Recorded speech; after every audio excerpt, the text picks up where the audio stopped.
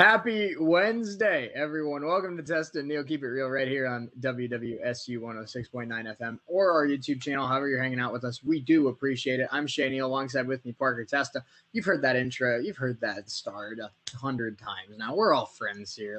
We know who we are. We know who each other are. How you doing? Appreciate you hanging out with us. Parker, how are you? Good. I know everybody that listens to this show is like, we know who you are. You just skip right over it. Both of our moms. Those are the only two people that listen to us. Pretty much. And my mom doesn't even listen to me. Everyone else has gotten sick of us. So I've asked my mom before. I come home and I'm like, hey, did you listen to my show today? Or hey, did you listen to the game I did today? And she's like, no, I don't really listen to you. Yeah. It'd be your my mom listened to like the first two shows and then she's right. I'm done. Right. Yeah. I can't listen to you rank ice cream flavors for 2 hours. The only reason my mom listened on Monday was because my brother was on the show. If that goes to show favorites around here. And the only reason why my mom listened on Monday was because Morgan was on the show. That's fair. Mm-hmm. Yeah. Well, we got a lot of show to get into today. We're going to start off here talking about, we did the AL yesterday for what one move every team should do at the deadline. We're going to do the NL today, which means we get to do both of our favorite teams, the Dodgers for you, the Reds for me. We also have college football today. We're going to be doing the independents. So I'm excited to talk about, the teams that haven't tied themselves down to a conference. And then a little bit later on today, this is something I'm really, really hyped for. It's trade deadline week, Parker, and this is probably the last day before big bombshell news starts to drop. So I think it's only proper that we take a list of 2025 of the top, potential guys that could be moved, and we predict where they're going to go. So I'm really excited for that. Yeah, we kind of did a little bit of that yesterday, but we have a set, a list of players and where they might end up. So I'm excited to kind of break that down. We're not screwing around today. We got Story, Gallo, Baez, Bryant, Rizzo. Where are all the guys going? Scherzer. So, we're not messing around. But a lot to get into today. So let's get started, shall we? Let's start off with the National League East is what we're going to start with today. And again, if you're just not joining us, this is what each MLB team should do at the deadline. If you're a fan of an American League team, Yankees, Red Sox, Indians, whatever. We did that yesterday, so you can go watch yesterday's show as soon as you're done watching today's show. But today we're doing the National League, and we're going to start with the Braves in the NL East. Parker, the Braves acquire at least one reliever. There's a need for a bat, but the depleted lineup hasn't been as problematic as the bullpen. Craig Kimbrell will be the prize of the relief pitching market, and there will be buzz about the great possibly returning to where it all began in Atlanta. But it may make more sense to take the more financially friendly decision and acquire Raisel Iglesias or Taylor Rogers. I don't think without Ozuna, without Acuna, I don't think the Braves are good enough to make – they might get to the playoffs if everything goes right. I don't think they're going to beat the Brewers, the Dodgers, the Padres, the Giants, even the Mets. I think if they get to the wild card game, they should consider it lucky. So I don't think they should throw away their top prospects for Kimbrell. I think if they want to try and, get to the wild card game and get Taylor Rogers – or Raisel Iglesias, more power to them, but don't be stupid. This is not a year where you're going to get to the World Series. Do not throw it all away for Kimbrell. No, you can't do that, especially with a Braves team that's as banged up as they are. You lose two of your top bats in Ozuna and Acuna, and they don't have the firepower to kind of make up for that. Kimbrell's spot is best the best spot for Kimbrell is a playoff team, World Series contender, something like that. One of the teams that need a reliever. So the Braves aren't that. So I think they need to look for either another bat, like this says they need a bat, but bullpen is always important. So like this says, if you can get one of those financially friendly guys like Iglesias, Rogers, among others, you're going to be in good shape. The Braves aren't a playoff caliber team at the moment, unless they catch heat, which is possible, but I don't see it happening. Nah, neither do I, and that's why I'm kind of reluctant on them doing anything over the top insane. Marlins trade Starling Marte. Both Marte and the Marlins expressed interest in finding a way to keep the outfielder in Miami, but it was recently reported he wanted to stop extension talks so they wouldn't be a distraction. The 32-year-old can become a free agent for the first time in his career this winter, and he won't have much competition on the market. One wouldn't blame Marte for wanting to see what he can get, and Miami should try to get something for him. Contending teams like the Astros and Yankees, it's funny that they considered the Yankees in the same tier as the Astros as contending teams. The Yankees have been just absolutely brutal this year. But contending teams like the Astros and Yankees would deal for a rental, and the Marlins could use a controllable MLB-ready bat. Most of the organization's top prospect bats have been struggling in the minors this year. Since Derek Jeter's ownership group, the trade deadline has been a hybrid buy-sell time. Example, Zach Gallen for Jazz Chisholm. But I think this one's pretty easy. I mean, I don't think the Marlins are going to blow it up by any means. I think they like a lot of the team that they have. I think they like their pitching's great. Alcantara, Sixto Sanchez, Trevor Rogers, Pablo Lopez. That pitching's spectacular. It's the bats. I think they have solid role players and like guys like Adam Duvall. Jazz Chisholm looks like a star. I like Miguel Rojas a lot. Brian Anderson. I really think they could move two guys at the deadline, and it's Starling Marte, and I think he's almost 100% a lock to be moved. And another guy I wouldn't be surprised at all if is moved is Jesus Aguilar. I think those are the two guys that the Marlins could potentially move, but everyone else I think they hold on to because I think they're a lot closer than a lot of people give them credit for. Yeah, they're people forget they were a playoff team last year. They beat the Cubs, and it hasn't been glamorous for the Marlins this season. And I think that Starling Marte would benefit in one of these contending teams, the teams that need a bat, need an outfielder, a fourth outfielder that, they can count on to, bring you a consistent 240, 250, whatever it may be. Guy that can play every third or fourth day. And Starling Marte fits that at this point in his career. He's on the top side of 30. And, we see those guys fit in great roles in teams like that. Albert Pujols is an example of that. He's done great things with the Dodgers. So if you can find a willing partner that needs an outfielder, and a consistent bat every third or fourth day, Marte's that guy. So I don't think that they're gonna, do anything crazy here. They're not a contending team, but who knows? I'm not an MLB GM or president of baseball ops, whatever they call them. So I don't know, but Marte would fit a role like that pretty well. Yeah, and I mean I think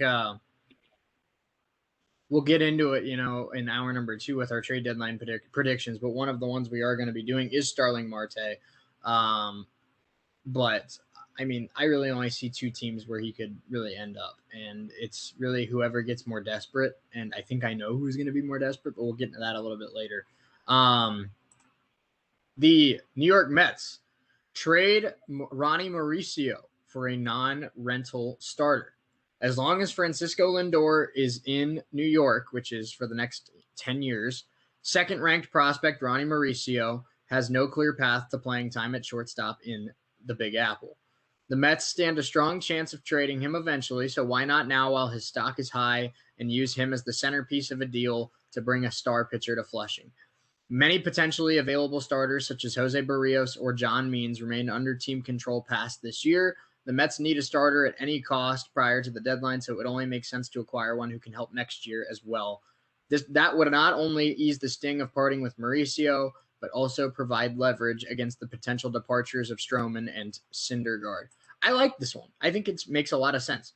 Obviously, Lindor is your guy. You paid Lindor to be your guy for the next decade. Ronnie Mauricio is one heck of a prospect, but he's not going to play shortstop for the Mets because they have Lindor. They made that decision.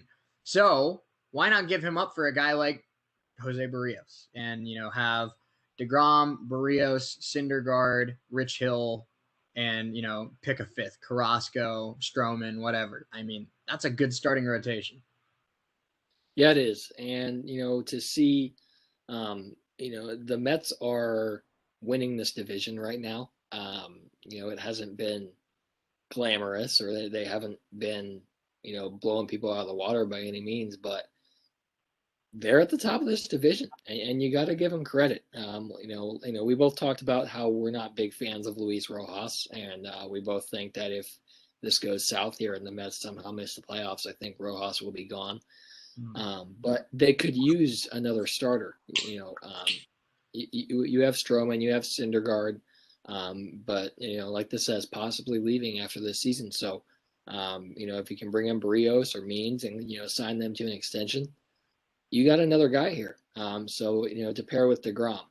So you have three pretty consistent guys in this rotation in DeGrom, Syndergaard and Stroman.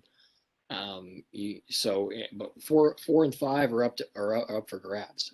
So if you can bring in a starter that is pretty consistent, guys like Means, Barrios, among others, the Mets are in good shape.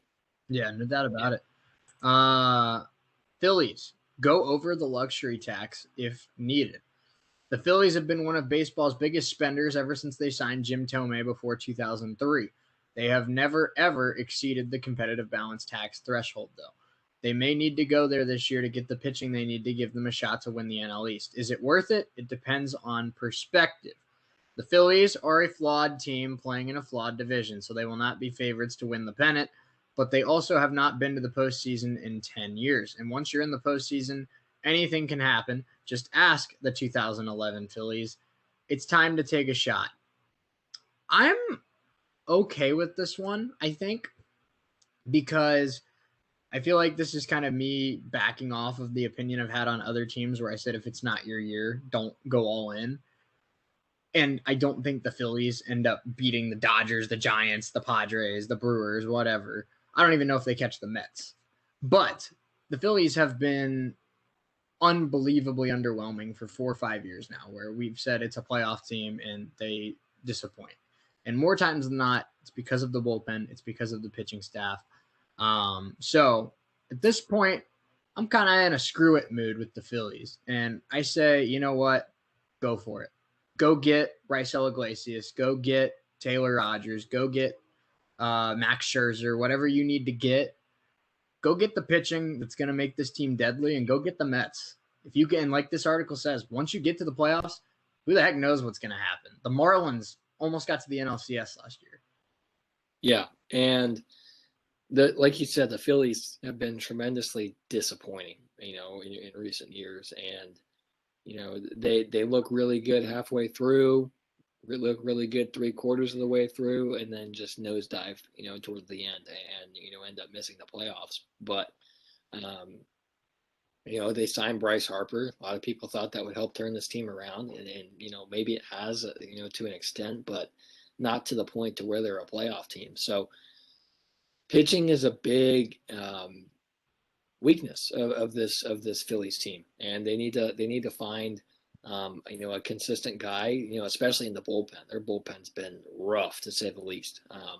So I think that they should, like this says, spend the extra money, do what you got to do, to make your fans happy, because it's been a rough go of it for Phillies fans. It has.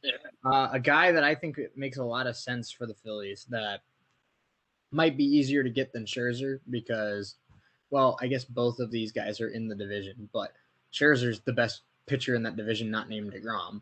So, and the gap between Scherzer and DeGrom is not huge, but the Nationals aren't trading Max Scherzer to the Phillies. That's not happening.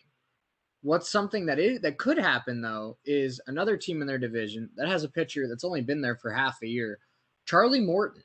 I think he'd be a really good fit in Philadelphia. I think he would too. The Phillies are tough. I want the Phillies to. I feel like they're a lot like other teams that I've talked about, like the Braves, like the Indians, like the whatever. Where I'm like, look, even if you get to the playoffs, you're not beating the teams ahead of you. So don't screw it up. Don't screw up your long-term success to, put up smoke and mirrors that you're good this year. But with the Phillies, it's like, look, we've been saying this same song and dance for 5 years and nothing's happened. So eventually you just got to say, F it. Let's go all in. And I mean, why not now? Yeah. And that's the name of the game here. They need to find somebody that works for them, maybe multiple guys that work for them. I think that we'll see the Phillies be big spenders here as we get closer to Friday, and this next one is a very real possibility. I don't think they trade him in the division, but it's a real possibility, and that's Scherzer with the Nationals. Nationals have one of the biggest trade shifts in baseball on their roster, and veteran right-hander Max Scherzer in his expiring contract. He's posted a 7-4 record with a 2.83 ERA through 18 starts this season, and he has already proved what he can do in the playoffs. The Nats plan to wait closer to the deadline to assess where they're at, but if they're not in the position for a strong postseason push, they could build toward their future by acquiring prospects and/or controllable major leaguers. Of course, Scherzer has no trade rights and would have to agree to a potential deal, but the idea of going to a contender in need of pitching, like, say, the Dodgers, for example, for a few months to vie for another World Series championship could be enticing. And this one is, all eyes are on DC right now. What are the Nats going to do with Scherzer? And it came out today that right around half the league is interested in him, and as they should be. We'll see him maybe go to a team like the Phillies, a team like the Dodgers, maybe the Giants or Padres. We talked about them before the show, but where Scherzer lands is going to be a really a big talking point, especially on this show. Mm-hmm. Yeah, no doubt about it. And I mean, you don't have to be a huge baseball nut or, really, I mean, you just have to know bare minimum, I feel like, about the sport to know that Max Scherzer is a stud. He's 7-4 with a 2.83, and what's sad is that's not, even one of his 3 best years of his career. And that's all-star starter caliber numbers. There's 3 teams that Scherzer said he wants to play for: Dodgers, Giants, Padres.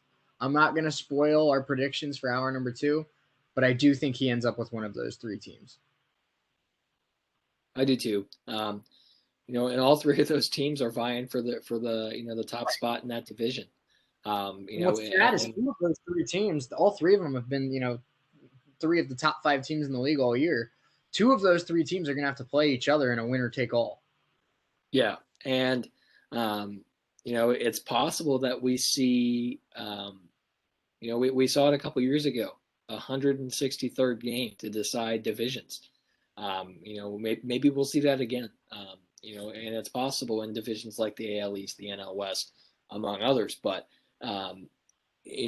Scherzer adds a heck of an arm to your rotation. We know how good Scherzer is. People that don't know baseball know Max Scherzer. And maybe it's not because of his pitching. Maybe it's because he has 2 different colored eyes, which I think is really cool. He'll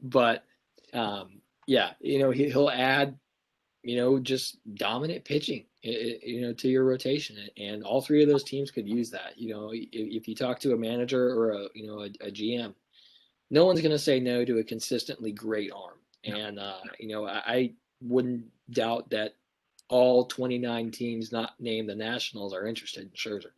No doubt about it. I totally agree. Let's move on to the NL Central. Milwaukee Brewers get an impact bat. The Brewers' most pressing need is bullpen help. And since they traded away JP Fireeyes and Drew Rasmussen to land Adames and from the Rays, but they should go for a big bat. Adames has been the Brewers' runaway MVP since coming over. But with Christian Yelich still not producing any power, the Brewers rank in the lower half of baseball in most offensive categories. Trevor Story is the big bat on the market. But even though Adames has been wonderful at shortstop, the Brewers have a history of making pieces fit defensively. The next tier, though, guys like Jesus Aguilar.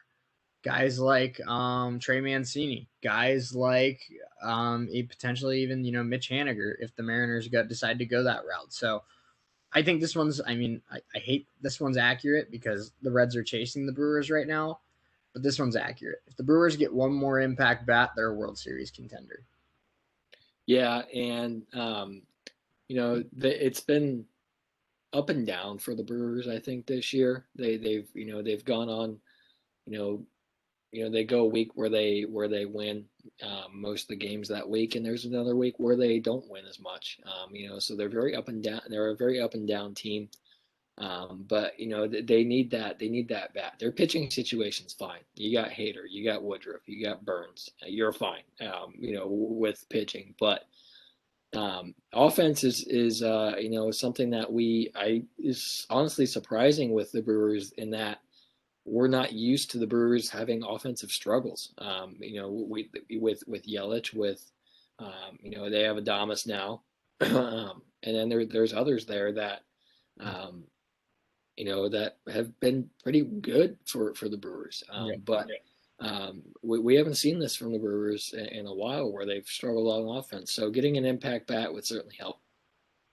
Yeah, it would. And I think they do eventually get an impact bat. I don't know if it's Eduardo Escobar. I don't know if it's Jose Ramirez. I don't know if it's Trevor Story. I don't know if it's Jesus Aguilar. I do think the Brewers get a bat before Friday, though. I think David Stearns is one of the best GMs in baseball. And, he hit a home run with the Adames trade. And I think this team, I think this front office, I think this fan base knows. The Reds are chasing the Brewers, so this hurts me to say, but I firmly believe it. If the Brewers win one more trade, if they get a guy at the deadline that ends up being that impact bat, I could see him in the World Series. I could. Yeah, and it's a tough situation because the NL is very competitive. There's 12 of the 15 teams can compete for a playoff spot, and it's possible that we see the Brewers there. If they win this division, they're in. But I don't know, man. With the Brewers, it's tough. The Central is really weird because you have the Cardinals there, and then the Reds are pulling up the rear here. So this is another one of those divisions that's going to go down to the end. Mm-hmm. Let's get on to the next team in the NL Central, and it's the St. Louis Cardinals. Set yourself up in the rotation for 2022. Flirting with contention thanks to some better baseball in July, the Cardinals still find themselves in third place, but well behind the first place Brewers. So trading for rentals doesn't make a lot of sense. But President of Baseball Operations John Mozeliak has shot down the idea of being sellers. So that leaves two options, buying or holding still. If the former option, the Cardinals would likely target a starter and one with multiple years of control. Think Kyle Gibson, Matthew Boyd, or Jose Barrios. The impending returns of Jack Flaherty and Miles Mikolas also help, but the truth is that the Cardinals would benefit from having one more starter even when fully healthy. Their operating past with Goldschmidt, Arenado, Edmonds, other big trades suggests that a deal might be more likely in the offseason.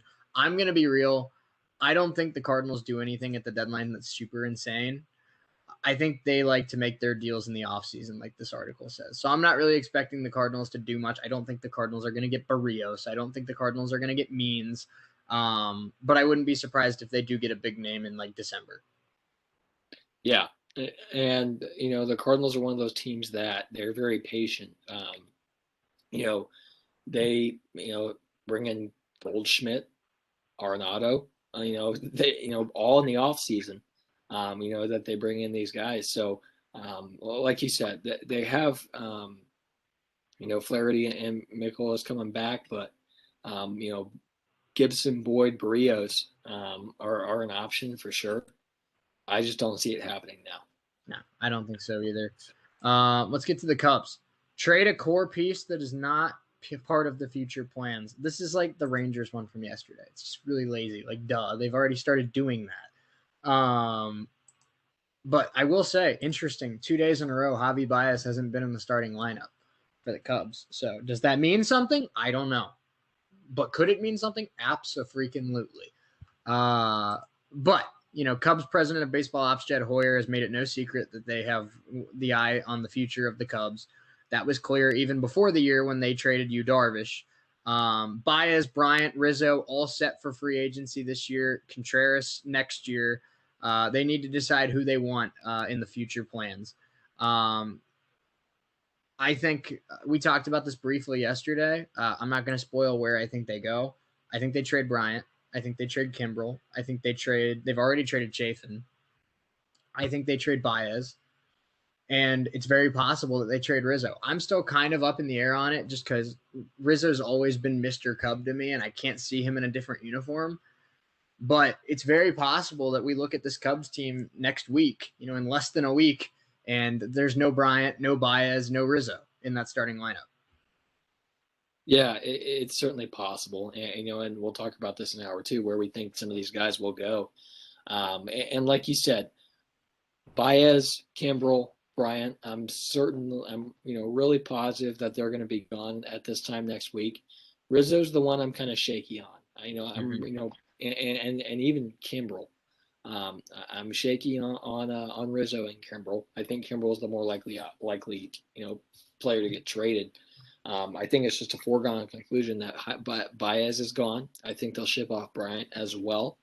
But where they go is we'll talk about later. But I think the Rizzo situation, if they do trade him, I think it'll be kind of like a trade and then bring him back in the offseason. I think that's a pretty likely scenario. But this is one that it's I'm watching this one just as much as Scherzer.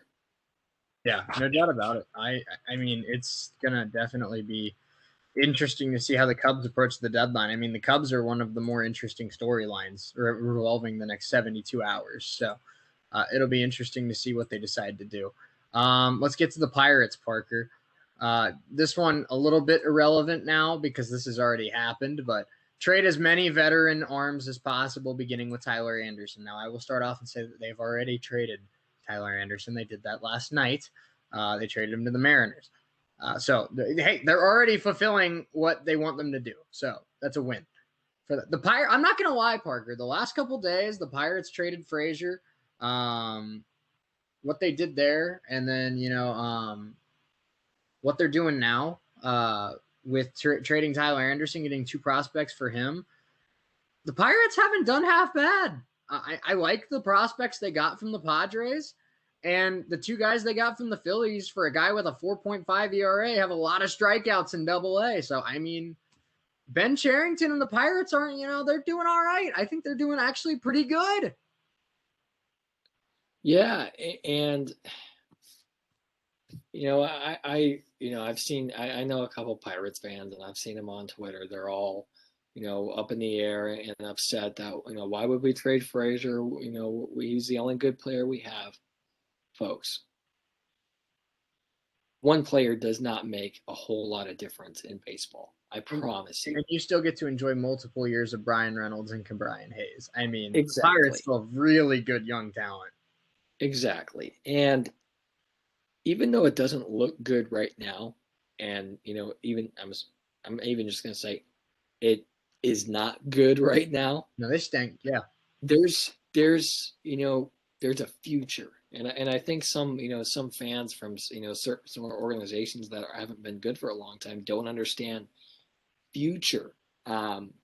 So this is one that like you said, Tyler Anderson was sent to Seattle last night, but I think I don't think the Pirates are done. No. I think they're going to ship Rodriguez. off, they're going to ship off a couple more guys. Before Friday rolls around. So I'm not surprised by this at all. This is what selling teams do, bad teams do. They, ship off, as many veteran players as they can to get back some capital in their farm system. So right. I'm not surprised by this at all. And I think it's not done for Pittsburgh. Now, I will say there's still 48 hours for the Pirates to do something stupid. And if they trade Brian Hayes, unless they get Trout, Ohtani, or Tatis back for him, I will not be able to defend them. So You hear that, Pittsburgh? Hang on to your golden goose. Yeah, that's it is what it is. If you can trade Brian Hayes for like Shohei Ohtani, I mean, all the power to you. Yeah, every single person listening to this show, and us included, knows that's not happening. Ohtani in a Pirates uniform would be so weird. It would be. I would not like that at all. It'd be so weird, and I'd feel terrible for Ohtani. Yeah, and I was going to say the Pirates would still stink.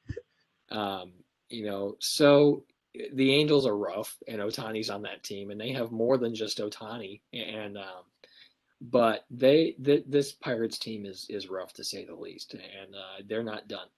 Yeah, let's talk about my favorite team, the Reds.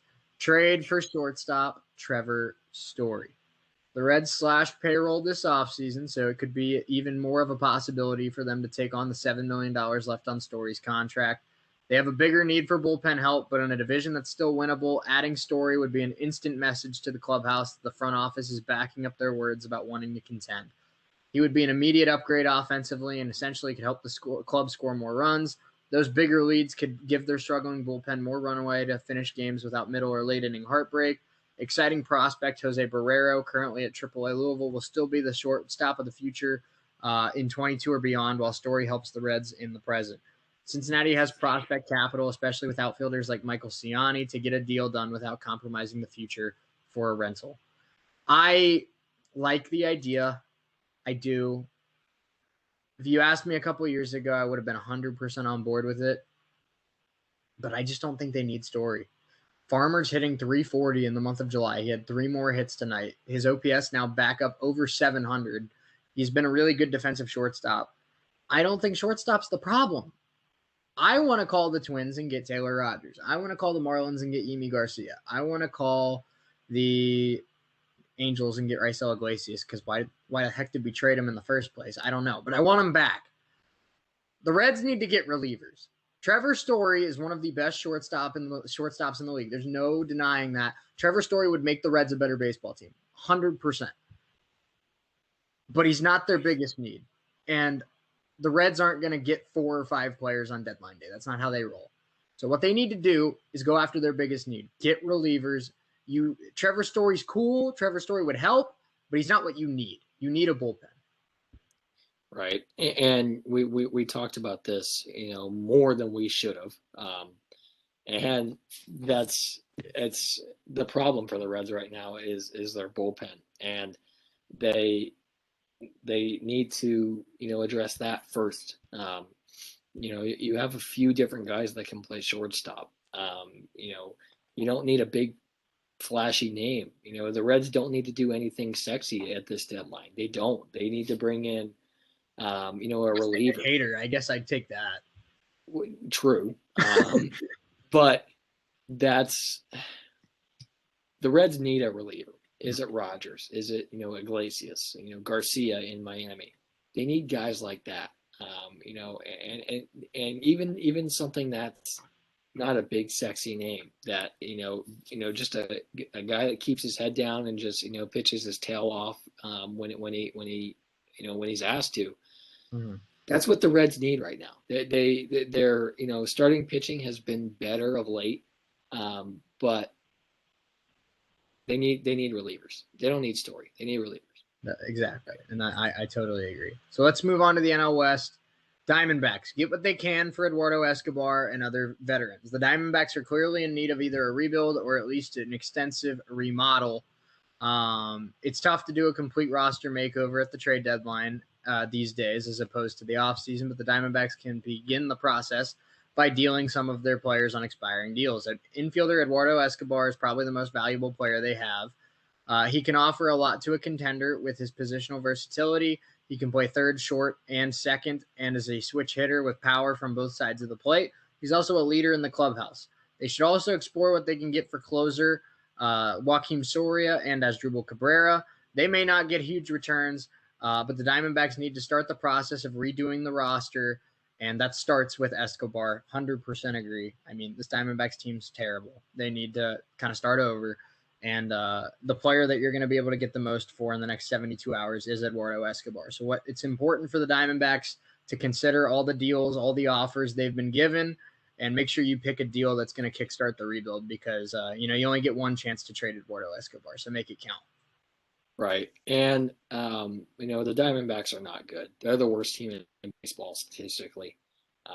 And they need to be sellers here. I think it's a foregone conclusion that Torey Lovullo will be fired after the year if he makes it to the end of the year. Sorry. Live on air. Reds just made a trade. The Reds have acquired Justin Wilson, left-handed pitcher, and right-handed pitcher Luis Cessa from the Yankees in exchange for a player to be named later. Both players will be activated for the game against the Cubs tomorrow. It's not sexy, Parker, but it is two relievers that are better than a lot of guys they have in the bullpen. I know Justin Wilson's had a rough year in New York, but he's been able to get outs in the past, and he gives Amir Garrett a second lefty in the bullpen. And Luis Cessa's not a bad year. He could be a guy that, pitches the 6th and 7th inning for the Reds after the starter's done and gets it to Brock, gets it to Hembry, gets it to Amir Garrett. And that's where they've really struggled, blowing leads in the 6th and 7th inning before they can get to their better relievers. So it's not a huge move. I could still see them having more moves in the next couple days, but I don't hate that. I don't know who the player they gave up is yet. It's a player to be named later. But Cessa and Wilson, I think, definitely make the Reds a better bullpen. Yeah, and as we're in the middle of talking about it, the Reds make a trade. How's that for timing? They heard my pleas. Yeah, but those guys add. They're not the big names that everybody's going to be vying for, but they'll get the job done for you. Yeah, they will. Just some numbers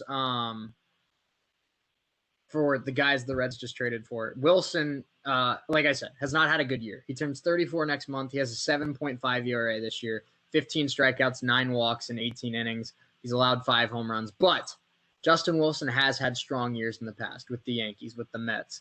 And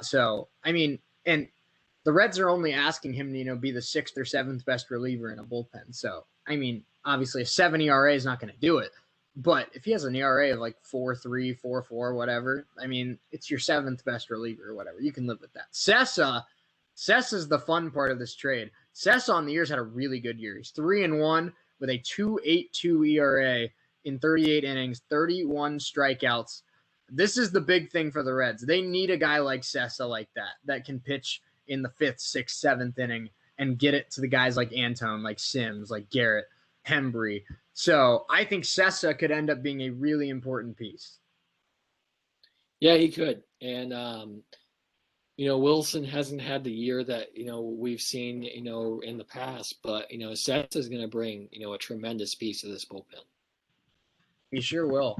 So I didn't mean to, get off track there, but I literally looked down at my phone and saw that the Reds had made a trade and Rosenthal tweeted it. And I didn't know how to act because I wasn't sure. We were getting close enough to the deadline. I thought the Reds were going to be sellers. And I'm like, oh, God, we're not buying anything. What are we doing? And I don't, we traded for Luis Cessa. Did we really buy anything? I don't know. But considering we were pitching guys like Edgar Garcia and Ashton Goodchow for the last couple of weeks, Luis Cessa is quite a step in the right direction. So I will take it. Yeah. But I will let you introduce go ahead. To the Dodgers. This one is interesting to say the least. And it's trade for Max Scherzer. On paper, there's probably no better fit for the Dodgers than trading for Scherzer and adding him to their rotation. The Dodgers are trying to win another World Series, and they badly need a starter because of the injury or because of the uncertainty around Trevor Bauer and Clayton Kershaw still rehabbing from an injury. Accepting a trade to the Dodgers makes a ton of sense for Scherzer, who wants to win another title but would have to waive his no-trade clause. Simple enough, right? Not so fast. The Dodgers likely won't part ways with multiple top prospects for a rental, and it's unclear if Scherzer's okay with getting traded to a team that won't give him a long-term extension. The Nationals also still don't know if they want to be buyers or sellers. If the Nats decide to be sellers, they'll surely be getting a call from Andrew Friedman. This one, I can see it because the Dodgers have done things like this in the past and have traded for guys that are closer to the end of their, their contracts. They did it with Machado. They've done it with Chase Utley, guys like that. They've done that before. So I can see it. The Dodgers are, on they're going 250 miles an hour through that luxury tax. They added Bauer, whose situation is interesting to say the least right now, and I won't get into that. But they just when I thought they had we're spending too much money already, they signed Trevor Bauer. But if you add Max Scherzer to this rotation, you have Kershaw, Buehler, Scherzer, Urias, and if they ever do get Bauer back, that's the best rotation in baseball. If the Dodgers don't already have that, this is an interesting one. I can see it happening, but I understand the concern with their prospects. They're not going to give up some of their top prospects like guys like Matt Beatty or Gavin Lux, among others. They're not going to do that. So can it, do I see it happening? Sure. Will it happen? Possibly. But should they? I don't think so. Yeah. It's a compelling idea. It reminds me a lot of when they traded for Darvish.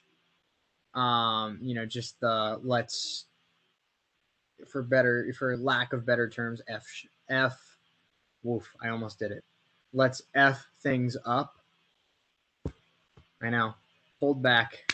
But I feel like that's kind of a Dodger mentality. Maybe I'm wrong, but I feel like sometimes they're just like, you know what? Let's just break the league. And getting Max Scherzer would indeed break the league. But like you said, the Dodgers already have such a huge payroll. What are the odds they really keep Scherzer after this year? And what it would cost to get him? When you have Buehler, Kershaw, Urias, you have May coming back next year. You have potentially Bauer coming back. We don't know. I don't know. I just think it's giving too much up of the long-term Dodgers for 2 months of Max Scherzer. It's another one of those, is the risk worth the reward? Dodgers win a ring, they won the trade, but right. But that's not a guarantee. Right. We've seen that before. They got very lucky winning that World Series last year. But I don't think they'll give up, half their farm because, to get Scherzer for, 4 months or whatever it is. So I don't think they'll bring him back after the year is over. The chances of that are slim to none. I think Scherzer will want to test the market, in free agency. So I would love to see it. Don't get me wrong, but do they do it? I don't think so. No, I don't either. Let's move on to the Giants. Trade for Craig Kimbrell. With the best record in baseball, the Giants don't have a ton of major holes, but they could bolster their club even more by adding a bona fide closer. Their bullpen's undergone significant turnover and has evolved into one of the best units in the majors. Bringing in an established ninth-inning arm would help shorten games down the stretch and fortify a back-end mix that already has Jake McGee and Tyler Rogers. Kimbrell wouldn't necessarily be a rental, as he has a $16 million option for next year, so he probably won't come cheap. But general manager Scott Harris's background with the Cubs could help the teams strike a deal. The Giants are in a little bit of a different boat, in the sense that a lot of their roster, Parker, is teetering towards the end of prime, towards the back half of career. This might be the last chance the Giants get, and they've exceeded every expectation this year. I think they go for it, and I love the idea of Kimbrell in San Francisco. I think it's a perfect fit. I've watched a lot of Giants games this year. They're a very good team. They play very smart baseball, but the one thing they're really missing is a guy that can lock down the ninth every night. Some nights it's McGee, but some nights McGee doesn't have it. Some nights it's Tyler Rogers, but Tyler Rogers throws 85 miles an hour. Eventually somebody's going to hit that. If they get Craig Kimbrell, they might be the best team in baseball. Yeah, and it pains me to say that, but I like this one too.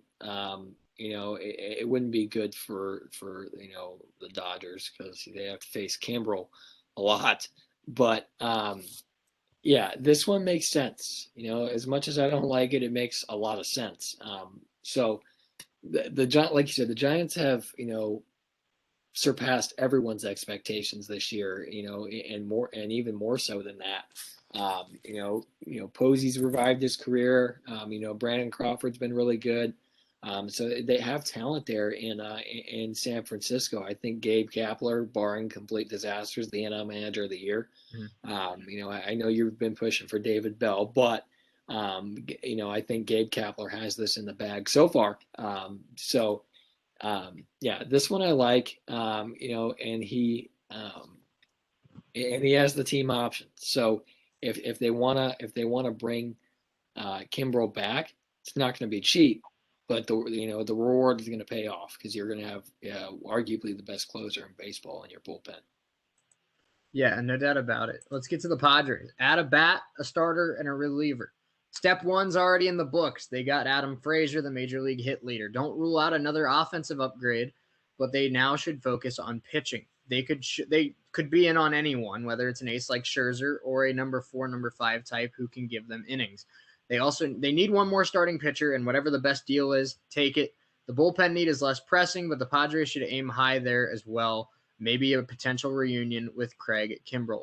Add one more back end arm, and this bullpen goes from very good to elite. I mean, that's pretty much sums it up. The Padres are really, really good across the board.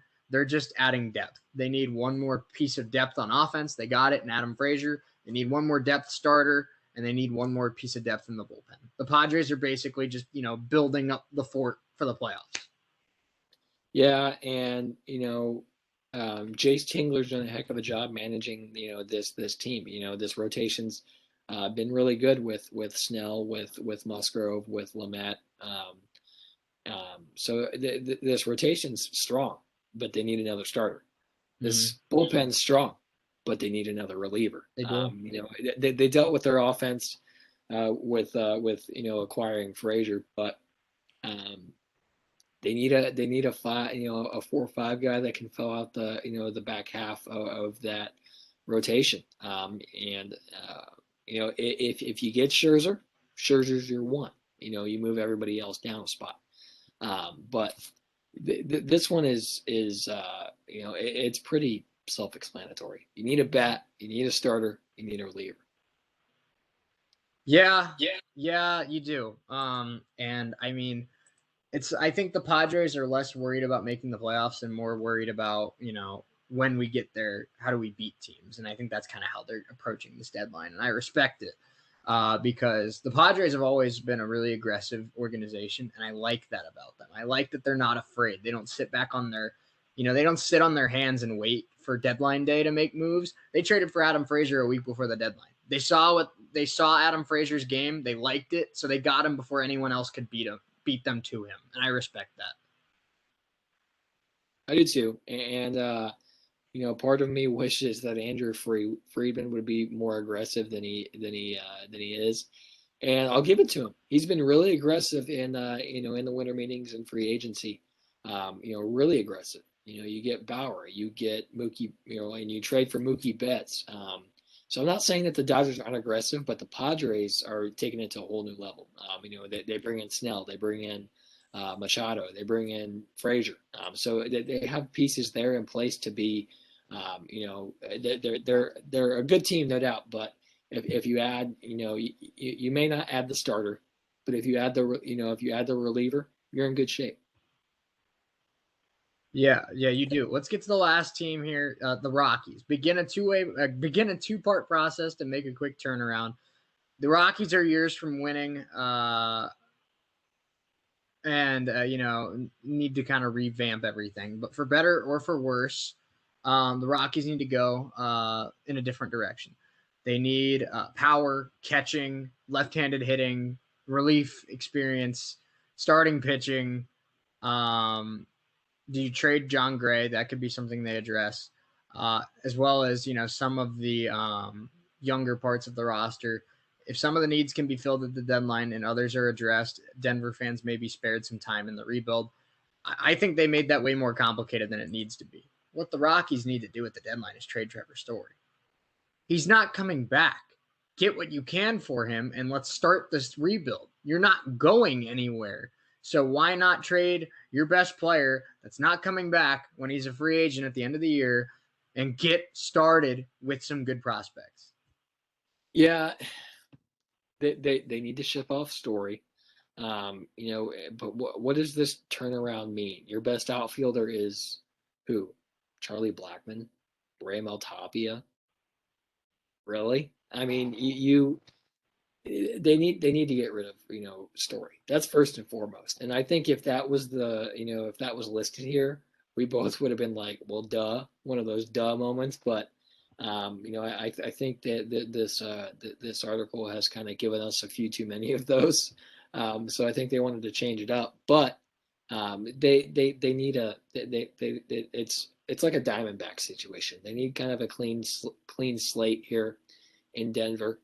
So get what you can for Trevor Story, and it's not going to be nothing because teams are going to be there. Will be, I promise you, there will be a team that's dumb enough to give up more than they should. Oh yeah, no doubt about it. For a guy like Story, it might be like at 358 on Friday, but there's gonna be somebody that ends up giving up like 3 top 100 prospects for 2 months of Story. Right, and that's some guys know their limit. And I respect those guys who have a limit and to know when to say this is enough. I've gone over my limit. I'm not giving up any more of this. We're done. And we're going to see teams that the Rockies are going to be aggressive. They're gonna it's negotiations 101. Yeah. Start with more than you think you can get and work your way down. That's what it's going to be.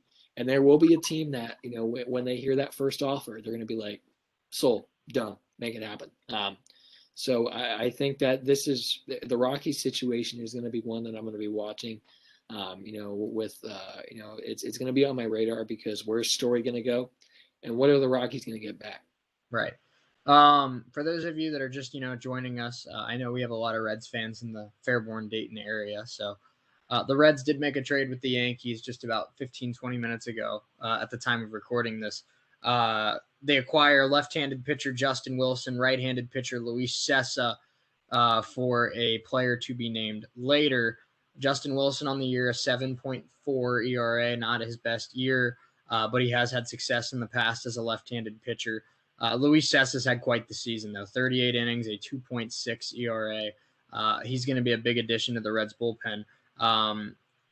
But Ken Rosenthal just tweeted, said Yankees trade likely, setting up other moves. They wanted the spots on the 40-man roster. Yankees now all in on pitching, such as Scherzer, Barrios, and relievers. So this time tomorrow, we could be hearing a big name going to the Bronx, it sounds like. Yeah, we see this all the time, especially in baseball. Late at night, for whatever reason, it happens. There's teams make moves at when it's dark. I don't know why it happens, but some of these baseball guys are working 24/7. So Cashman's not done. So this deal with the Reds is kind of I think it's a kind of a preview to what's to come. Maybe we see a big splash deal for the Yankees. That's possible. The Yankees are rough right now. So what's Cashman going to do? He's going to do everything he can to kind of get this team back on track and into the playoffs. I don't think they're going to make the playoffs unless they pull off some big monstrosity of a deal. But what are we going to see Cashman do here? It's going to be interesting to say the least. And the team I'm watching more and more, Boston Red Sox. What are they going to do? And I know we'll get to our predictions here, in the next hour, but Boston's a team that I'm really watching. Yeah, me too. I'm very excited, and I'm having a lot of fun talking trade deadline. So we're going to start hour number 2 with our predictions, our trade deadline predictions. So I'm excited for that. We got about 4 or 5 minutes left in hour number 1, Parker. Let's briefly touch on the Xavien Howard story before we end our number one. Xavien Howard, Dolphins cornerback, officially requested a trade today after being first-team All-Pro, leading the league in interceptions. He believes that he should be paid like a top corner in the NFL. He's not even the highest-paid corner on his team. He signed a contract back in 2018 that he didn't fully, understand at the time, and now he kind of feels like he's stuck making average cornerback money when he's a top-tier guy. I see both sides of it. I mean, I think the Dolphins were a really smart organization in getting him to sign a contract before he hit his prime, and now they get him on a good deal.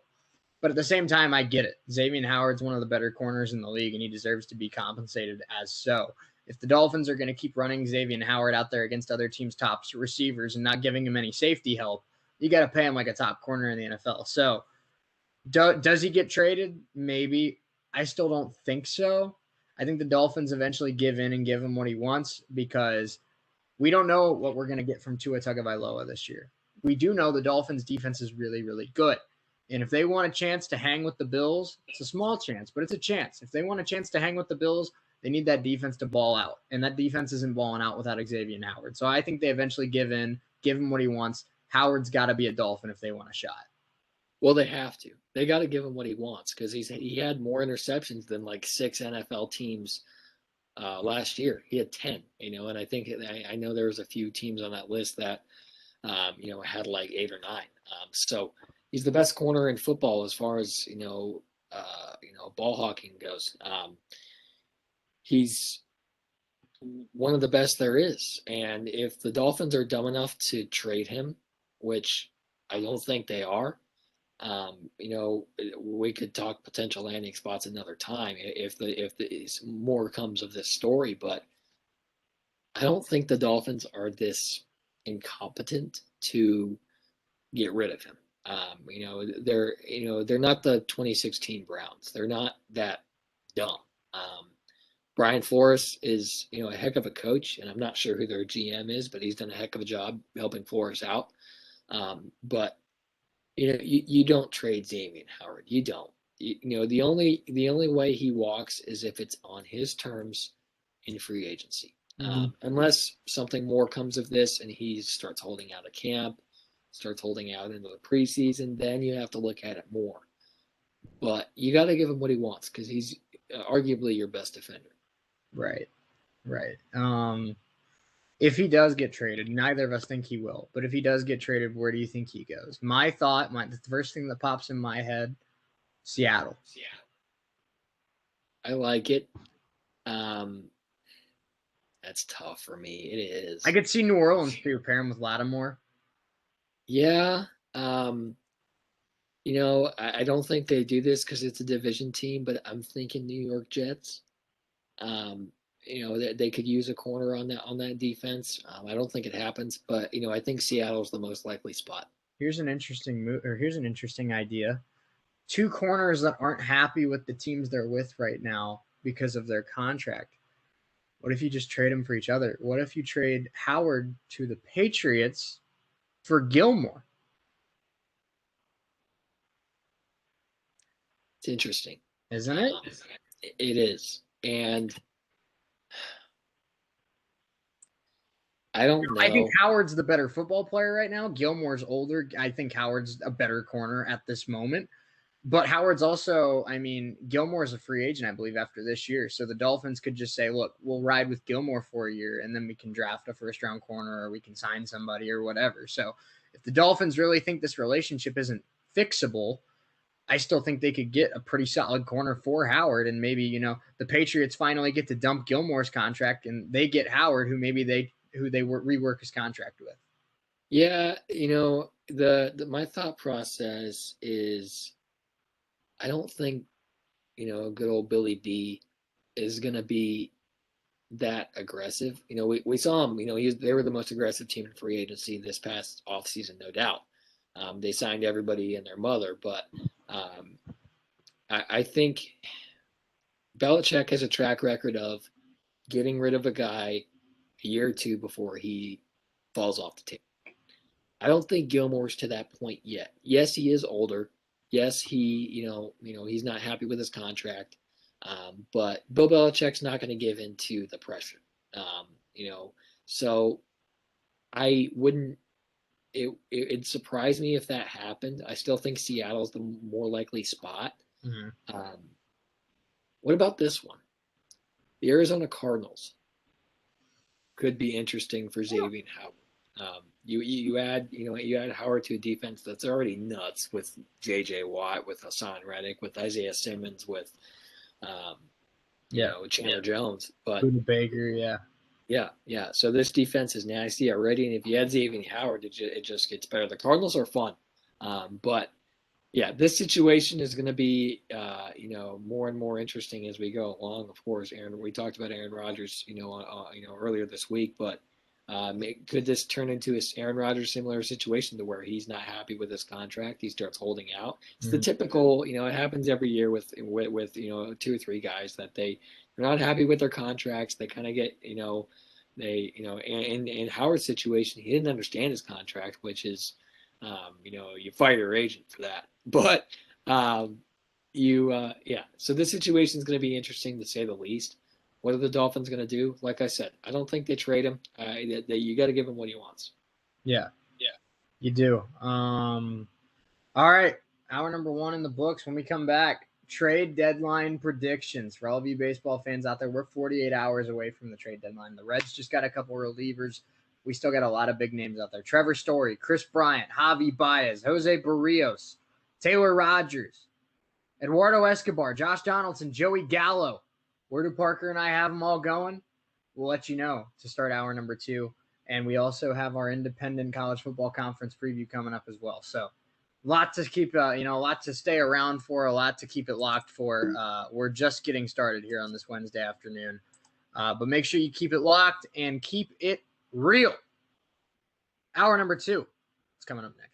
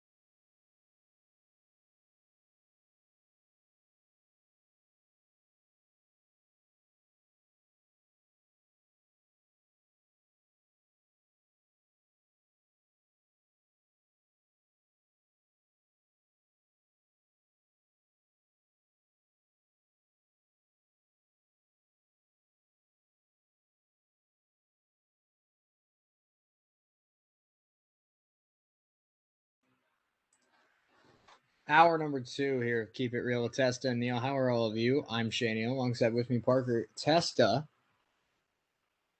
we are about to do MLB trade deadline predictions, and I am hype.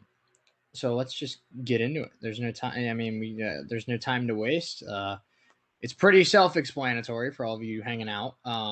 We're going to name a player that's on the block and predict where he goes. Now that could be staying. So if for some reason, if let's say Parker thinks Javi Baez is staying in Chicago, which I know he doesn't, but if Parker says Cubs, that's totally allowed. But so here we go. We are going to start. We're going to start a little light. We'll work our way up to the big boys. Let's do Jesus Aguilar. I'll go first. I think he goes back to the Brewers. I think so too. The Brewers need a bat. We talked about it earlier. And Jesus Aguilar is gonna provide that.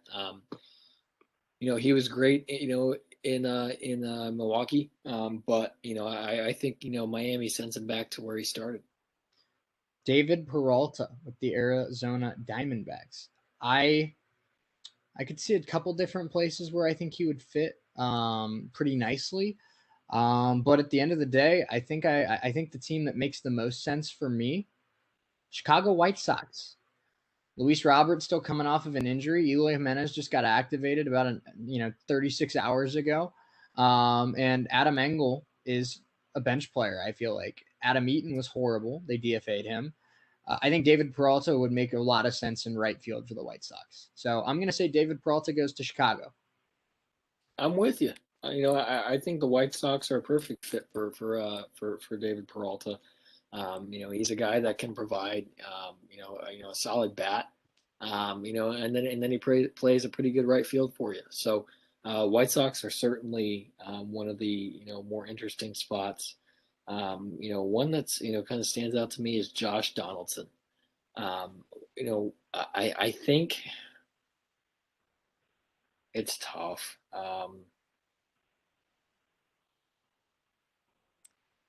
I'm gonna say Phillies. I was thinking Phillies a little bit. I think he'd be good, in Philadelphia. So, Phil, they need a third baseman, and I think Donaldson will provide that for him. Yeah, that's a good. I mean, I was thinking Philly as well. That's interesting.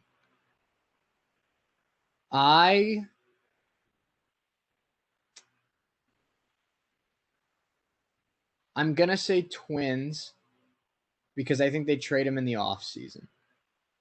I don't think they're gonna get an offer in the next 48 hours that makes them pull the trigger. But the Phillies were one of the first teams that popped in my head, so we are kind of on the same wavelength there. So, Richard Rodriguez, reliever for the Pirates.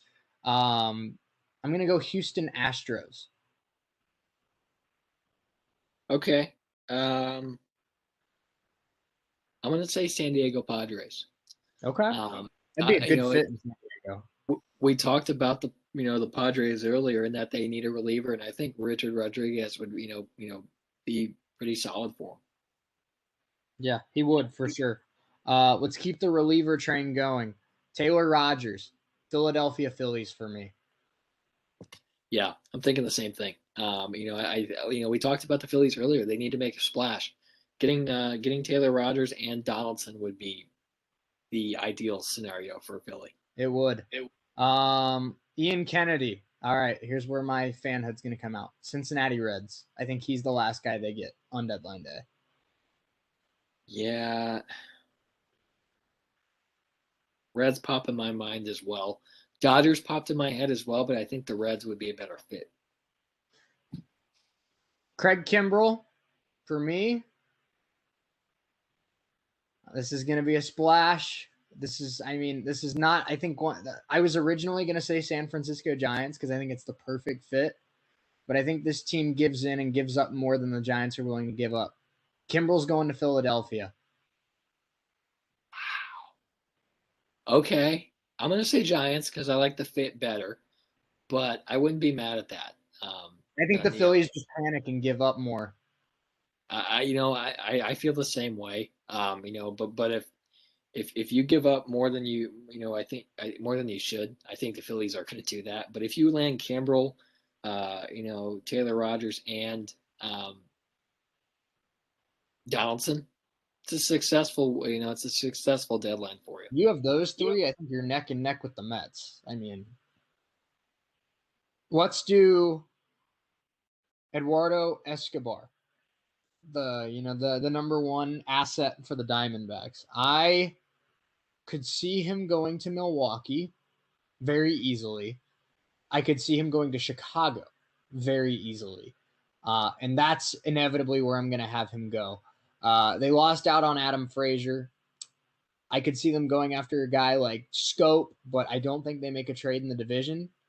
So I think they call the Diamondbacks, and they make Eduardo Escobar their new second baseman for the rest of the year while Madrigal's hurt. I'm going to say Brewers. I like the fit better. But Chicago certainly is a very real possibility. Escobar's been he's the number one prize for the Diamondbacks and their trade capital, I guess is the word. Maybe that's not the right word. Who knows? I'm not an English major, but yeah, I like that one.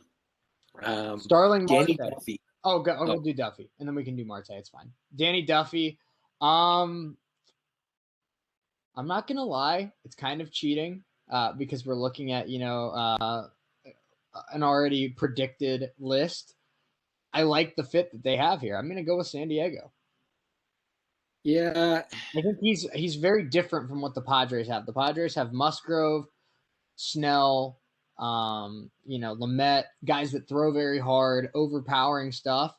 Danny Duffy having a changeup primary, a cutter, kind of like a high 80s fastball. He could be a really big change of pace, and that could really throw a lot of hitters off. So I like that fit a lot. I'm going to say he goes to the Bronx. The Yankees trade. I think, this Reds deal that they made last night was just the start, and I think they acquired Duffy. All right, Starling Marte. Now, I'll be honest with you, Parker. What I want to see is Starling Marte go to Houston because I think that's a really awesome fit with Yordan Alvarez, Kyle Tucker, and Michael Brantley. And I think he'd be a great fit in Houston because they do need a bat in center field. What I think is going to happen, though, is I think a team's going to give up more than the Astros give up. Starling Marte is going to go to New York and be a Yankee. Okay. I'm going to say he stays in Miami. Okay. I wouldn't be surprised, honestly. Yeah, I think the Marlins, are going to hold on to him. I do. Okay. We're getting to some bigger names now. Zach Davies, Chicago Cubs. I said big names and I said Zach Davies. For Davies, I'm going to say Boston. I think Boston gets a depth starter, and I think it's Davies. I'm going to cheat here. I'm going to say Toronto. I was thinking Toronto too. They need another starter, and I think Davies is that fit for them. Yeah. John Gray, the Colorado Rockies starter. John Gray for me, I'm going to have going to Toronto. Because I think, like I said, with Duffy being, kind of the soft tosser compared to some of the hard throwers in the Padres rotation, it's kind of the opposite with John Gray, where the Blue Jays have Hyun-Jin Ryu, they have Ross Stripling, they have a lot of guys that throw, low 90s with good off speed, and John Gray throws 98. So it's like, all right, here we go. Like, we're not messing around, we're adding a fireballer. So I think it's a good fit. Yeah, for me,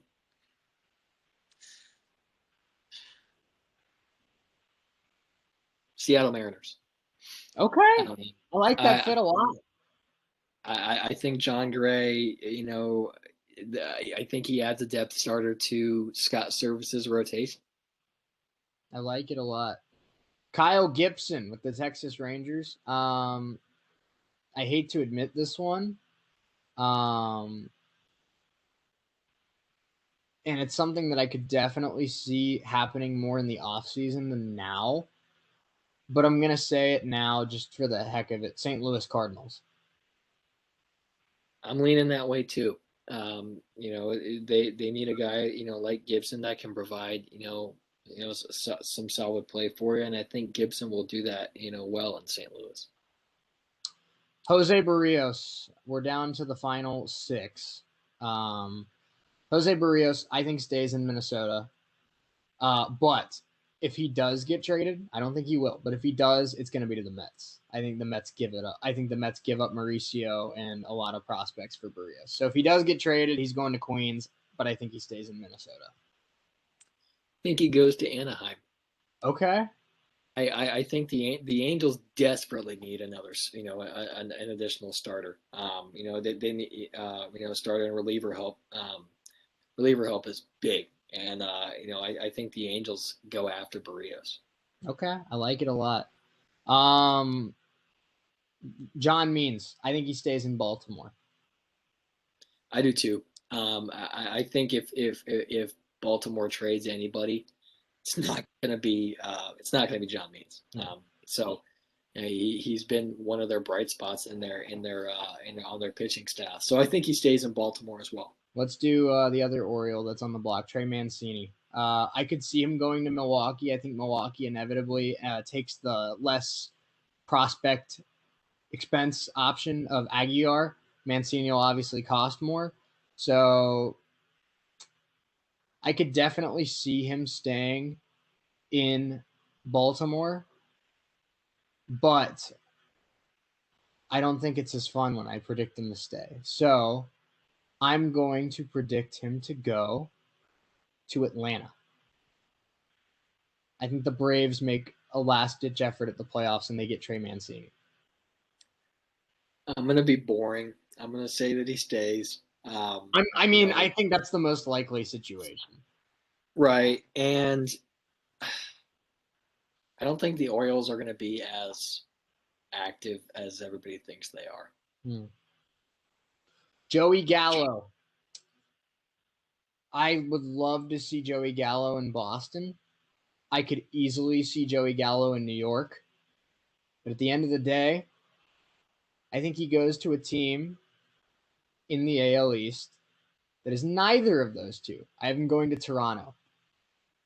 Okay. I'm going to say Boston because I would love to see Joey Gallo hit home runs in the right field at Fenway.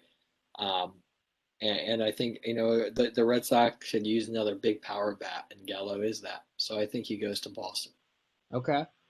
Javier Baez. For me, Oakland A's. I'm with you. This is the one that makes the most sense out of any of them. And I think Baez, is the most likely player on this list for the Cubs to get traded. So Oakland is a good spot for him. Anthony Rizzo. It's still a coin flip for me on if he leaves or not, but I have him going to the Boston Red Sox. Okay. I think he stays. I think if they hang on to anybody, it's Rizzo. Like you said, I'm up in the air on whether or not he gets traded. I'm leaning towards he doesn't. But if he does, I think it's, I said it earlier, they trade him and bring him back this winter. But, if any of these, the big four from the Cubs, I think it's Rizzo that stays. Yeah, I agree. Chris Bryant. For me, Chris Bryant's the Mets' big get. I think Chris Bryant's going to Queens. So if it's not Donaldson in Philadelphia, it's Bryant. I think he goes to Philly. I do. They need a third baseman, like we said earlier. And this is not. They already have Donaldson. They don't need Bryant. No, this is just player by player. I think it's Bryant to Philly. Okay. Trevor Story. For a while, I said to the point of annoying you that Trevor Story would be a Red. I don't think that's the case. I think the Reds have like a 10% chance of getting Trevor Story. Oakland is an interesting idea, but I think Baez would be cheaper, and I think Baez makes more sense. I think this is the move that the Yankees are planning for. I think the Yankees get Trevor Story. I do too. Cashman is going to be aggressive at the deadline. I think he's already made a trade with the Reds, but I think Story's the big ticket commodity that the Yankees are looking for. I agree. And the final one we're going to do today, Max Scherzer. You're not going to like me for this one. San Francisco Giants.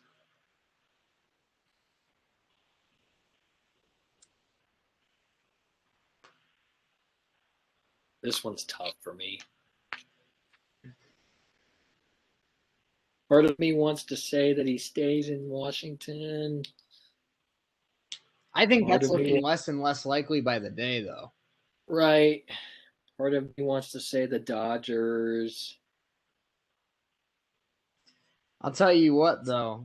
We haven't named this team yet, but their GM's an aggressive little booger, A.J. Preller and the San Diego Padres. Never count them out. Preller Palooza lasts year-round, baby.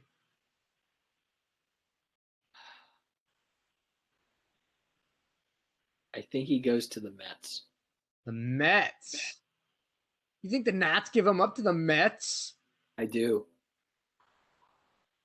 I know the Mets would drool for him. It's a very unlikely scenario. The Dodgers is more likely than the Mets, but I think they give him to New York.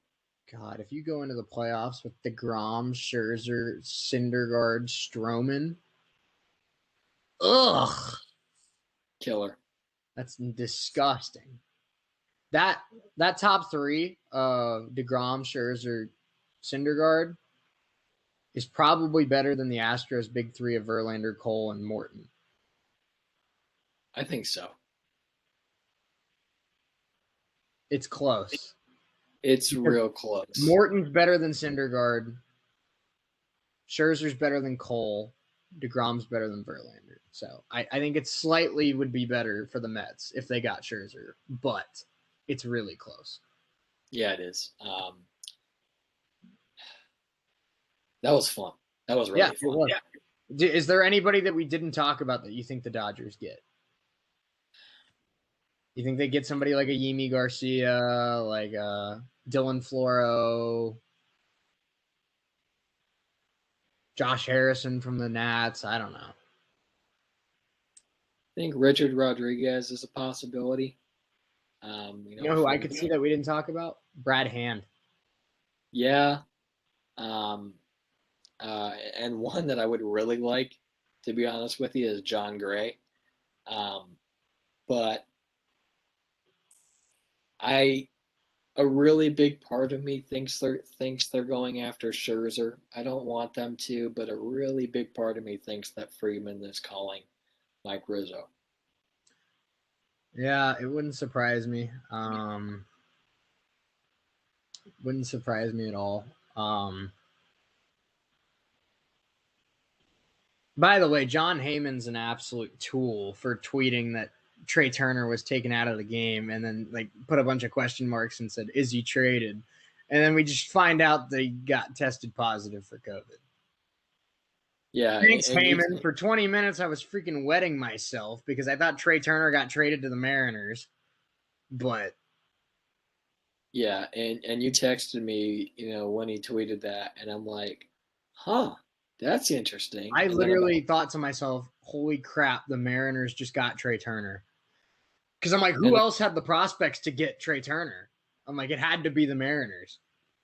Yeah, and, you texted me that, and I'm thinking, well, that's interesting. Where's he going? Then an hour later, it comes out, doesn't matter. He had COVID. But is it possible he still gets traded? Sure. But you just have to wait a few extra days. I mean, tell you what, Trey Turner is an absolute bona fide stud. And if the Reds didn't have a historically terrible bullpen, they do still need a shortstop. And I would give up quite a bit for Trey Turner. Yeah. If it's not Story, it's Trey Turner. You know, And a lot of me, I mean, just because of how consistent Trey Turner is, there's a lot of me that would rather have Turner than Story. right? And I get that, I do, and I think it'd be a good fit.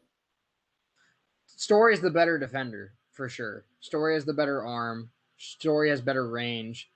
Turner's got better speed. Turner's got better contact. Story's got better power. It's basically just, I mean, one's a speedy contact hitting leadoff hitter, and one's a slugging, athletic, middle of the order stud. So it's basically just whatever you want. But I mean, the Reds could use a speedy contact leadoff hitter, and the Reds could use a middle of the order slugging superstar. So I mean, either one helps them. It does, and yeah, I really. This is going to be fun. You know, so we've talked about it all week, and Well, I think we we're going just to talk had our about first it more. right. And we just had our first ever live trade on the while we're recording. I guarantee you, there's going to be multiple more. Yeah, We're gonna be recording tomorrow or whatever, and we're gonna see like flashing pass and tweet that says Scherzer's been traded, and we're gonna lose our mind.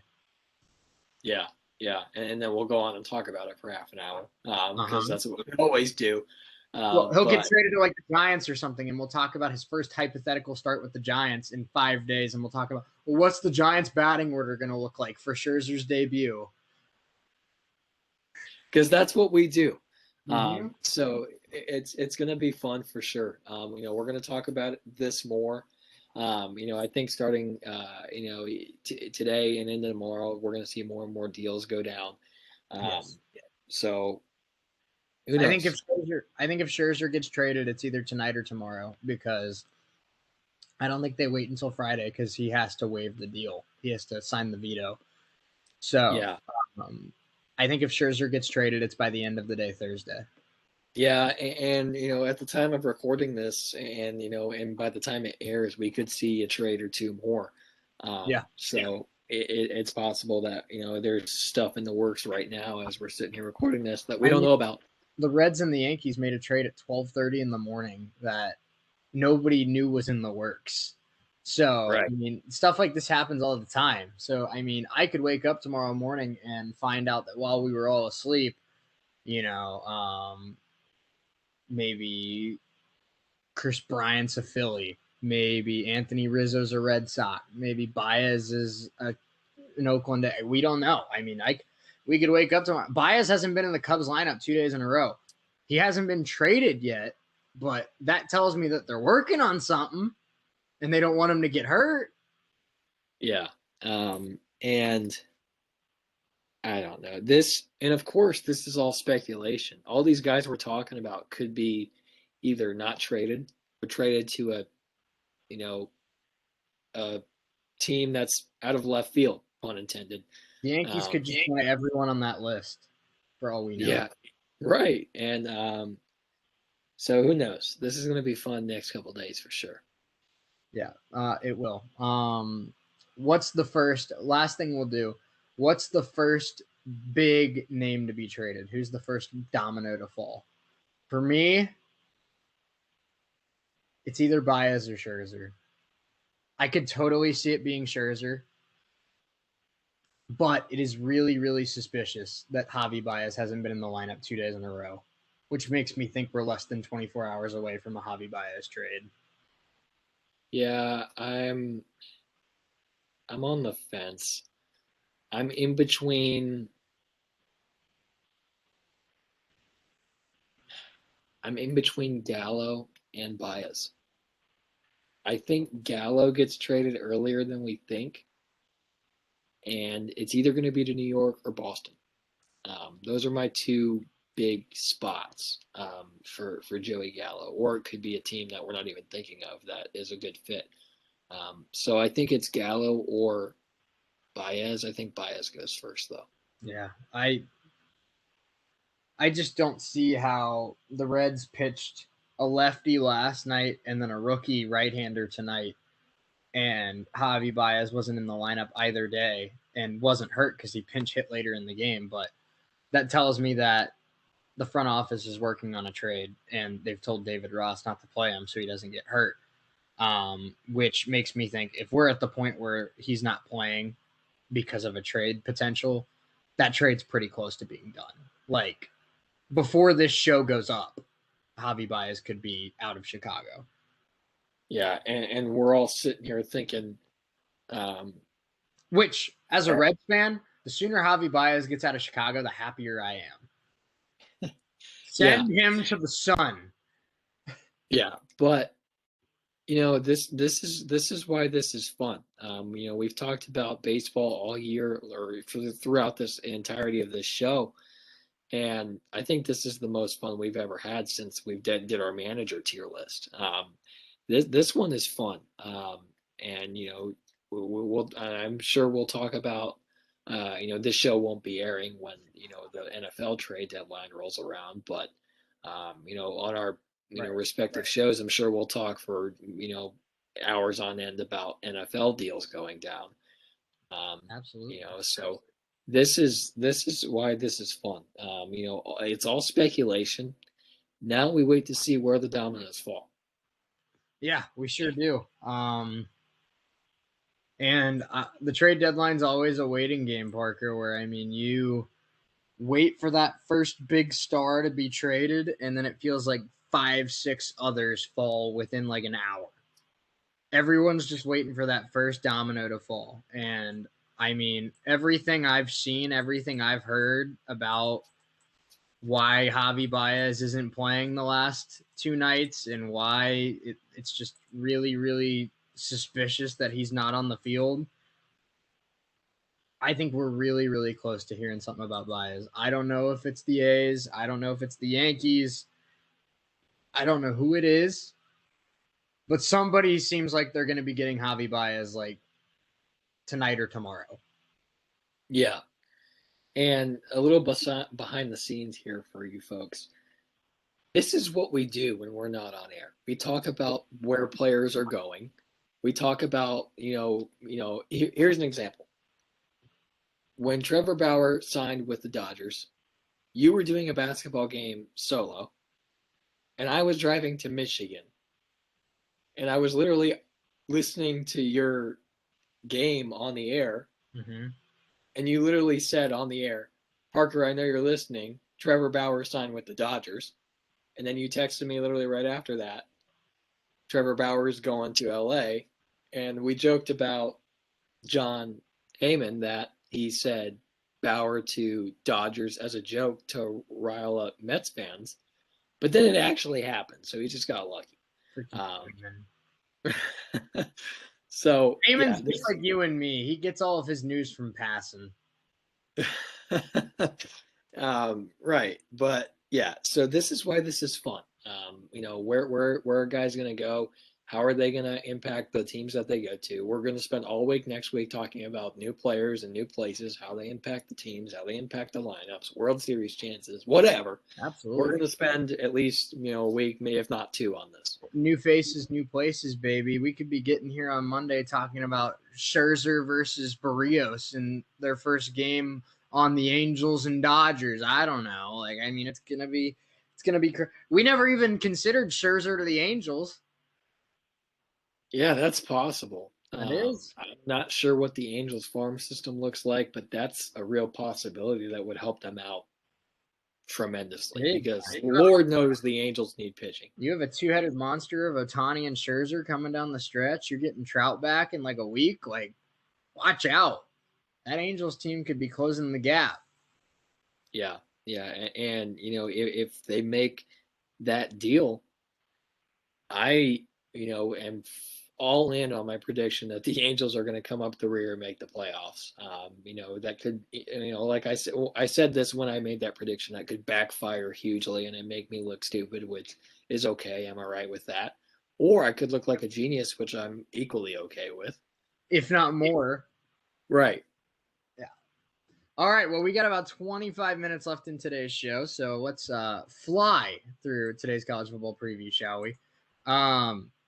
It's why we did the independents today, Parker, because we wanted to make sure that we had enough time to talk everything baseball. So you can see it on my screen if you're following us on YouTube. But Parker, the good news is about the independents is we only got to cover 7 teams. Notre Dame, Liberty, BYU, Army, New Mexico State, UMass, and UConn. So this should be, in theory, pretty quick. I will say this may not be a surprise to many. I think Notre Dame's the best independent. I know. I know. Yeah. Wow. Crazy. Hot take right there. Right. Insane. You want to hear another hot take? Clemson's going to win the ACC. Oh, man. You're coming out swinging today. Wow. Ohio State might even win the Big Ten. I mean, it's that crazy. Oh, man. What a year of college football that would be, right? Notre Dame, Clemson, and Ohio State at the top. When was the last time that happened? Like 2020? Yeah. We're less than a month away from college football, and we're already having some hot takes like this. I can't wait to see what happens when we get into it. Next, you're going to tell me Alabama and Georgia are at the top of the SEC. What? Crazy, crazier things have happened. Wow. When's Alabama ever going to dethrone the powerhouse of Vanderbilt? Who knows? Kentucky is really strong. Absolutely. I just don't see Bama catching Vandy in Kentucky. I don't know how Alabama's going to top them. I really don't. Bama's a basketball school. Name a better combination than this show and being filled with insane sarcasm that makes no sense at all. Doing insane tier lists that make no sense whatsoever. Fair. Yeah, there you go. All right, so let's get into this so we have enough time to hit through everybody really quick. Let's start with the Notre Dame Fighting Irish, shall we? The Irish are led by their senior quarterback, Jack Cohn, the transfer from Wisconsin. I'm excited to watch him play at Notre Dame, Parker. He was actually pretty solid with the Badgers, and he gets a chance to play with the Irish this year. But a guy that I'm really excited to see, the redshirt freshman. How good was he as a true freshman? Kyron or Kieran? I can't remember what it is. I think it's Kieran. Kieran Williams, bowling ball of a running back, 5'9", 195. But this dude carried Notre Dame's offense for a lot of last year. Ian Book was good, but Kieran Williams is what makes the Notre Dame offense go. He is, and I'm really excited for Jack Cohn. He was fun to watch, in Madison, and I think he's going to be, even more fun to watch in South Bend, under Brian Kelly, who's in his 12th year at Notre Dame. But Notre Dame is always strong. They have, I love the way this receiver room shapes up. They have Lawrence Keith, the sophomore, Braden Lindsey, sophomore as well, and then Avery Davis, the junior. And they're relatively undersized at the wide receiver position. Those three guys are 5'10", 5'11", 5'11". So they have some shorter receivers, but but like you said, Williams, bowling ball of a back. He's gonna be he's gonna come down the middle and just run you over. So if I'm a safety, I'm getting out of the way because I don't want to be run over by this guy. Right. One thing that I'm really noticing with this offense is they have, really all different types of experience here. They have a senior, or they have a redshirt freshman at center. They have a sophomore at right guard. Their left guard his class is not listed here, but and then a junior at right tackle and a freshman at left tackle. So you're really across the board here. But this one's going to be this Notre Dame team is always fun, and I'm excited to see what they do here this fall. Yeah, me too. I mean, maybe it's because I got so used to Chase Claypool playing with the Irish, but I'm so used to Notre Dame having a 6'5" wide receiver that it's weird that they're all 5'11". But we get to this defense. There's two guys that I really have my eye on, Parker. It's the edge rusher, their best edge rusher, Myron Tagovailoa Amosa Jr. He was second team all-conference last year. In 9 starts, had 17 tackles and 6 TFLs. He's their big get-to-the-quarterback kind of guy. And then another guy that I'm really excited to see develop because he already had a huge freshman season is the free safety Kyle Hamilton. First team all conference as a freshman. and he's 6'4" and 220 pounds. He's a big free safety, but don't let that fool you. He can move. He's got ball skills, and he's big. So if anybody ever gets to the secondary in terms of a running back or a receiver, he can also lay the boom. He's just a really, really good safety. He is. This whole secondary is big. They have Cam Hart, the redshirt freshman, who's 6'3". Lewis, the true freshman, is 6 foot. Griffith, the junior, is 6 foot, and then you have Hamilton at 6'4". So it's a bigger secondary. So it's going to be a fun secondary for Brian Kelly. This defense, Notre Dame defenses are always tough. And so they have 6 returning starters on defense this season. So I'm excited to see what they do. I'm a big defensive football fan.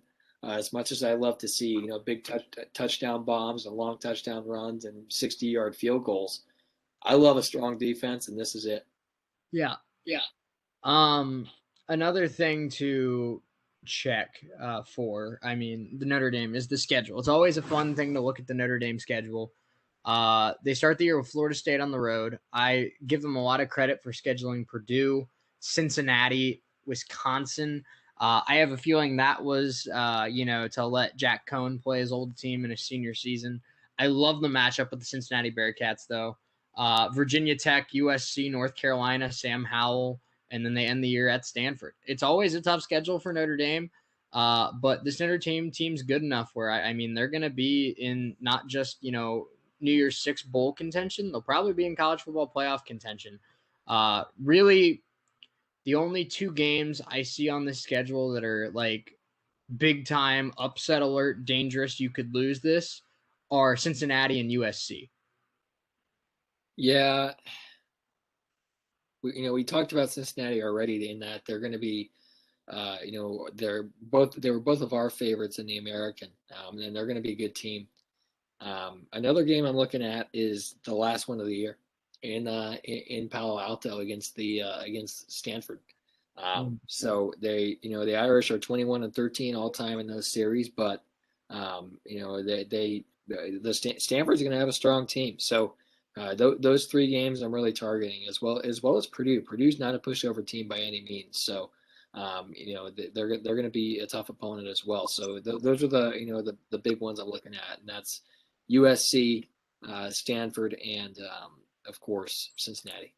Yeah, let's talk about Liberty next, and they go like Kieran Williams led Notre Dame. This team is led by Malik Willis. He had kind of an up and down time in 2 years at Auburn. Transferred to Liberty. Nobody really knew what they were getting with this kid, and he threw for 2,300 yards. 20 touchdowns, 6 interceptions, almost 1,000 yards on the ground as well.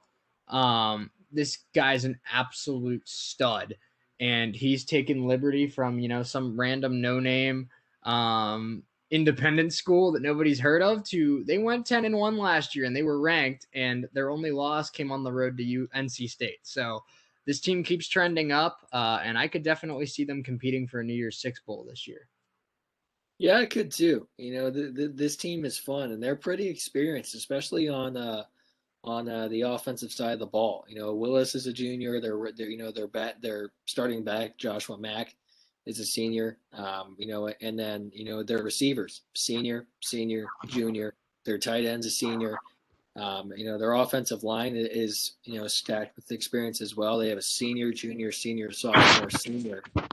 So this entire team really, even more so on the defensive side of the ball, very experienced. Mm-hmm. Yeah, no doubt about it. Really, you see, they do have a freshman starting at free safety in Quentin Reese, but he's surrounded by a senior at strong safety, a senior corner, a junior corner, seniors all up and down that defensive line, juniors in the linebacker core. This Liberty team is prepared for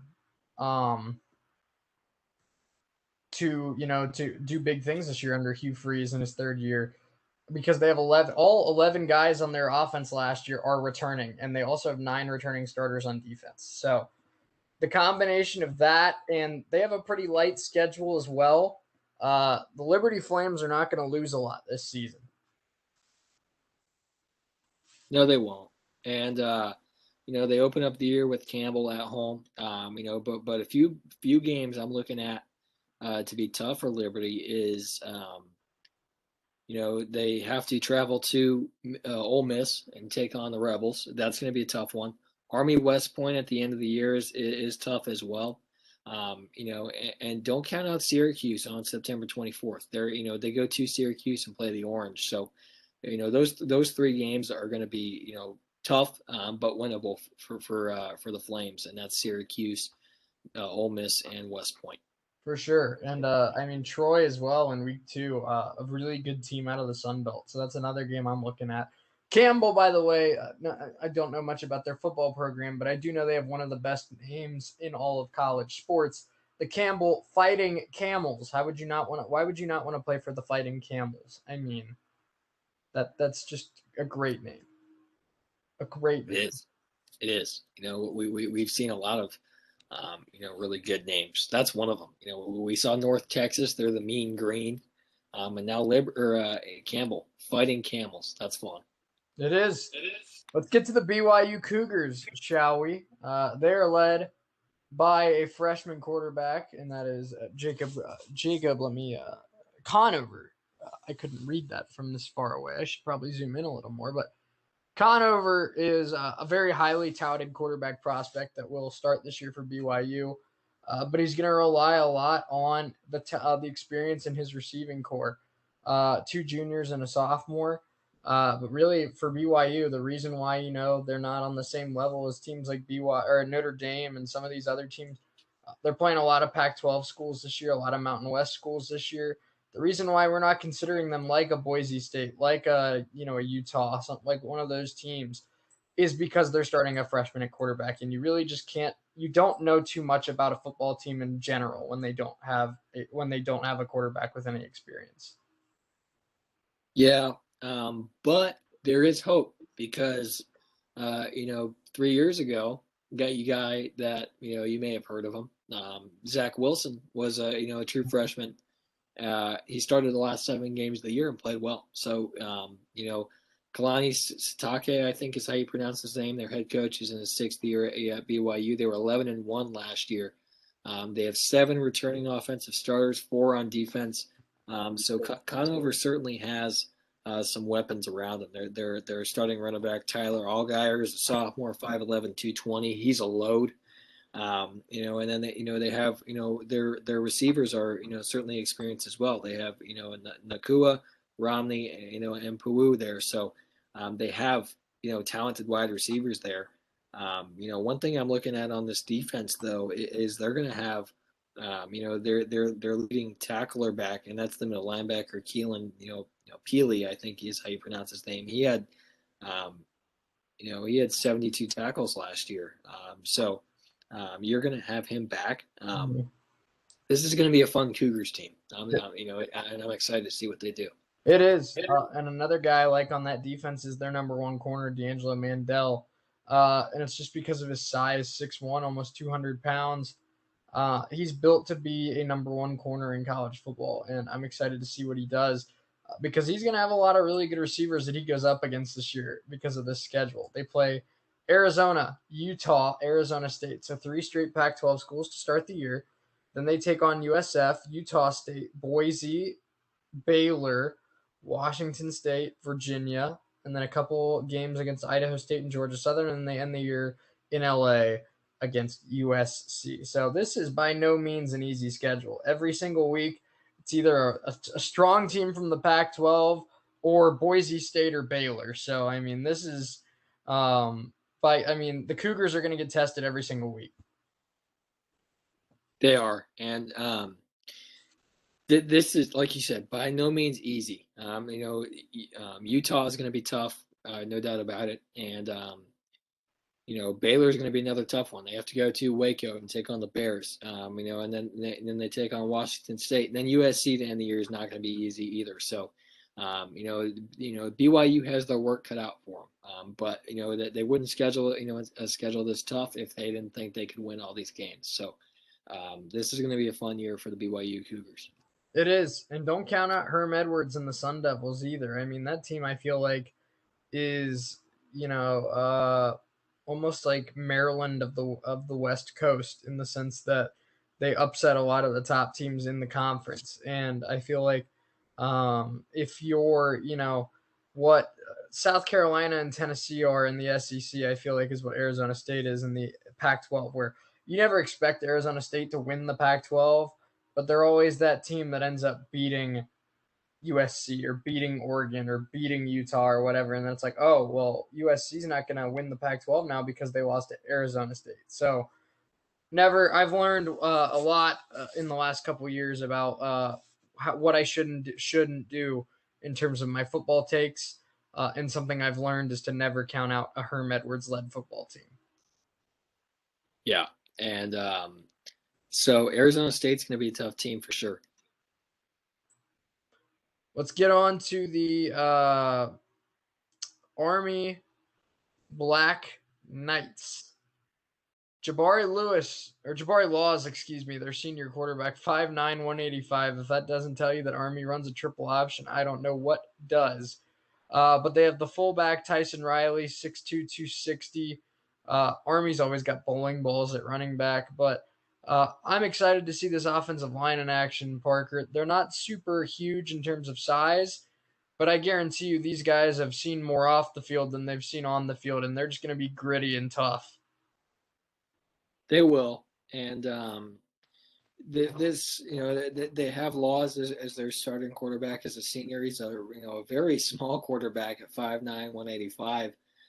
But they make up for it with their running back and Riley, 6'2", 260 is unbelievable. So this team is going to be fun. They have some some taller receivers. Catterbone is 6'1", their tight end 6'4", and Cameron. So and then they have an experienced O-line here. So this is going to be a fun West Point team, and I'm excited to see what they do.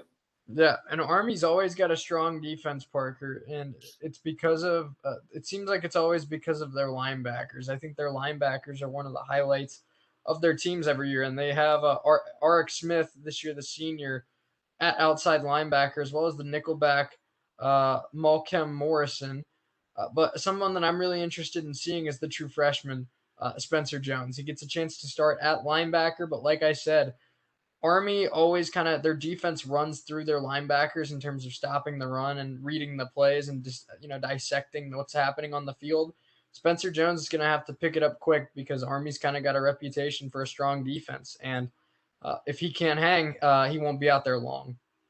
No, he can't. And this schedule is going to be fun for West Point as well. They open up the year against Georgia State, and then they take on Western Kentucky week 2. UConn, Miami of Ohio, they go to Muncie and take on Ball State. Go to Madison, take on Wisconsin. Wake Forest, Air Force, Bucknell, UMass, at Liberty, and then the always anticipated Army-Navy game on December 11th. Absolutely. And that's always one of the best games of the year, no doubt about it. But going to Camp Randall, 2 weeks before Halloween is going to be absolutely brutal. And then coming out of that bye week, I guess they have 2 bye weeks, but coming out of that second bye week, they have the Air Force Falcons, which the Service Academy games are always great. But Army's really picked it up over the last couple of years. Had a little bit of a dry spell, but the last 4 years they've gone 10-3, 11-2, 5-8, a little bit of a down year, but 9-3 again last year. So this Army might be the best of the 3 service academies right now in terms of football, and I'm sure they'll be wanting to prove that again this year against Air Force and Navy. Yeah, I think they will too. They won the Army Navy game last year. Navy's dominated this year, or Army's dominated this series. Of course, Navy beat them in 19, but Army's dominated this Army Navy series. They have. Let's get to New Mexico State. New Mexico State's led by Jonah Johnson, the junior quarterback, 6'3". Excuse me. 6'3", 235 pounds. He had a strong year last year. He's a junior college transfer though.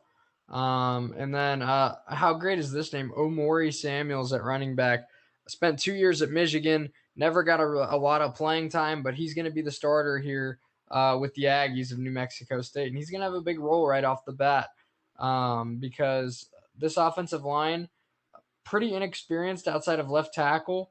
And they're gonna need the running back Samuels to create a lot of his own running lanes. Yeah, they will. And this guy's Samuel's 5'11", 195, the junior here. He's going to be a really strong player for Doug Martin. And he has been in years past. They got some tall receivers on this team, Shea. Harity's 6 foot, Justice Powers the junior 6'4", Terrell Warner 6'2". So they have some really strong or some really tall receivers on this team, as well as the left tackle, the senior Sage Doxtator, 6'7", 340. The guy is an absolute tank. On this offensive line. On this defense, they have no returning starters on this defense from last year. So a completely new group here for Doug Martin's defense, but it's going to be a fun one. Yeah, it is. This team only played 2 games last year. A little bit weird, but they beat Dixie State and lost to Tarleton State. So now we see what they do back in the Independence. Their schedule is going to be a little tougher this year, obviously, but we'll see what happens on defense. Like a lot of these independent schools, I think their strong point is their safeties. Having the junior Delvin Kirkland at strong, who had a really strong year a season ago, no pun intended. And then their free safety senior Caleb Mills, 6'3", 212. They have good size, they have good speed, good instincts, and just like a lot of other schools in this conference, whatever you want to call it, they're all independent. But it looks like the secondary is the backbone of the defense. It does, and and they certainly have a talented secondary for sure. Caleb Mills, the senior at free safety, is going to be a great player for him, and I'm really looking forward to seeing what Kirkland does, at the other safety spot. No doubt about it. Let's get to the schedule.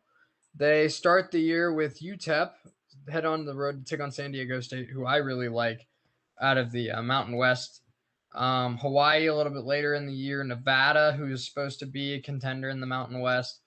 Hawaii, again, I don't know why they play Hawaii twice.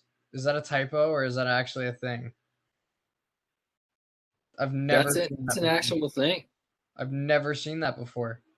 So on September 25th, they host Hawaii, and then a month later, on the 23rd of October, they go to Honolulu and take on Hawaii in Honolulu. This is the third season in the last 4 that the Aggies will face an opponent twice in the same season, as they played Liberty twice in 18 and 19.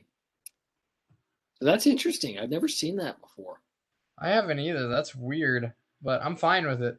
Coming out of the bye week, it's brutal, though. They take on Alabama and Kentucky, both on the road, and then end the year with their fellow independent UMass. But with San Diego State, Nevada, Hawaii twice, Alabama and Kentucky, I feel like the ceiling for this team could be, just bowl game. Yeah, I think so too. And it's hard to tell with a team that only played 2 games last year, but they're going to come out and they have a tough schedule for sure, but it's going to be a good test for them. It is. The UMass Minutemen, who went 0-4 a season ago, led by Walt Bell in his 3rd season at the helm. They're led by Tyler Little at quarterback. He's a junior. He went to Colorado for a year, threw 1 interception and 3 passing attempts. So we'll see what he does really in his first ever chance to start. He's got good size, though, 6'5", 220. A guy I'm really excited to see, though, is this tight end, Josiah Johnson, 6'5", 235. Parker, UMass uses their tight ends a lot more than some other schools.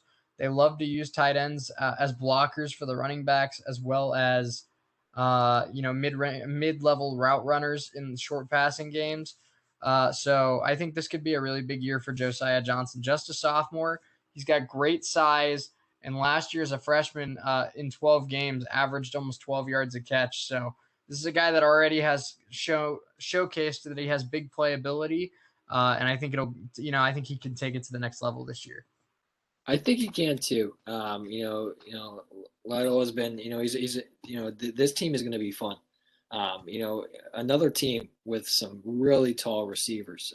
You have Josiah Johnson, the tight end. He's 6'5". Petway is 6'3". Rico Arnold, the sophomore, 6'1". And then you have another just mammoth of a human being at left tackle, and Willie Allen, the senior, 6'6", 351. So this team is going to be fun for sure. Yeah, they are. Here's an interesting thing, Parker.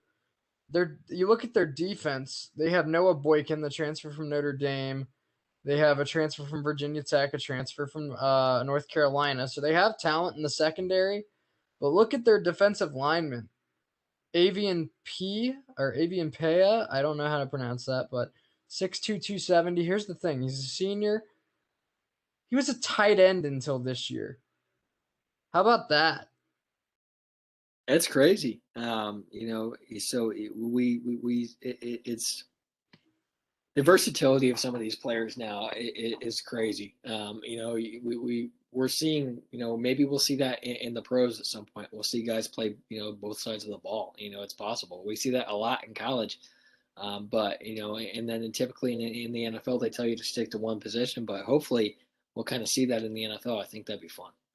Yeah, UMass has a tough start as we look at their schedule. A really tough first half of the season. They take on Pitt, Boston College, Eastern Michigan, Coastal Carolina on the road. That's going to be a really tough game against the Chanticleers. Toledo, and a strong team out of the MAC. But then they do get UConn, who's pretty close to their level. After the bye week, it's Florida State on the road, Liberty on the road as well, Army on the road. So, I mean, I don't mean to be the bearer of bad news for any UMass fans listening out there, but it really only looks like realistically this team's going to have a chance to win maybe 4 or 5 games. Yeah, it's looking that way. Coastal Carolina is going to be, probably their toughest test, I think. And then they have, they go to Florida State, to take on the Seminoles. They have Liberty as well, and then they have Army and New Mexico State back to back. So it's not an easy schedule by any means, but and they only played 4 games last year, lost all of them. So this is going to be a tougher, UMass team. Yeah, for sure. You want to hear something sad, Parker? What's that? Take a stab at Walt Bell's career record at UMass. See if you can get it. I don't know. How many games have they played total? 16. 6-10? 4-12. Full season and then the shortened year. Man. I'll give you a hint. He has 1 win. Wow. That's not good at all. His 1 win as coach of the UMass Minutemen came against the Akron Zips, 37-29 back in 2019. Wow. And I'm looking at some of these final scores. They're not good, especially last year. Georgia Southern lost 41-0. Marshall lost 51-10. Florida Atlantic, they lost 24-2, and Liberty lost 45-0. That's rough. And just look at the betting odds of how much they were, favored to lose by. Yeah. That's painful. Yeah, I mean, I'm scared to see what a team like Coastal Carolina is going to do to this team. We should have them go up against Alabama, see how bad it gets. We'll put the people of Amherst, Massachusetts out of their misery for that one. Right. All right, the final team we're going to talk about today is the UConn Huskies. They're led by quarterback Jack Zergitis. Zergiotis. I'm going to go with Zergiitis. I think that sounds cool. 6'1", 212. He had 9 touchdowns, 11 interceptions last year in 9 starts, so a little bit turnover prone, but looks to take a step forward in his sophomore year. Kevin Mensah is an absolute tank at running back, 5'9", 202 pounds, the senior. And with Zergiitis, whatever you want to call him, with him having the struggles last season and still being just a sophomore, UConn's really going to rely on Kevin Mensah quite a bit. Yeah, they are. And he's a smaller back at 5'9", 202, but he's certainly talented. He had over 1,000 yards last year with 9 touchdowns, but so he's certainly going to be a safety blanket for Randy Edsall. Yeah, he is. Another huge left tackle, Parker. It's starting to become a theme again. 6'7", 304 is Ryan Van DeMark, a senior who in last year, how about this? He did pretty solid last year. 9 starts at right tackle and only allowed 3 quarterback pressures. So they moved him to left tackle. They're rewarding him, and he gets to protect the blind side. Yeah, and this defense is going to be fun, as well. One guy I'm really looking at is the big D tackle up front, Travis Jones, 6'4", 330.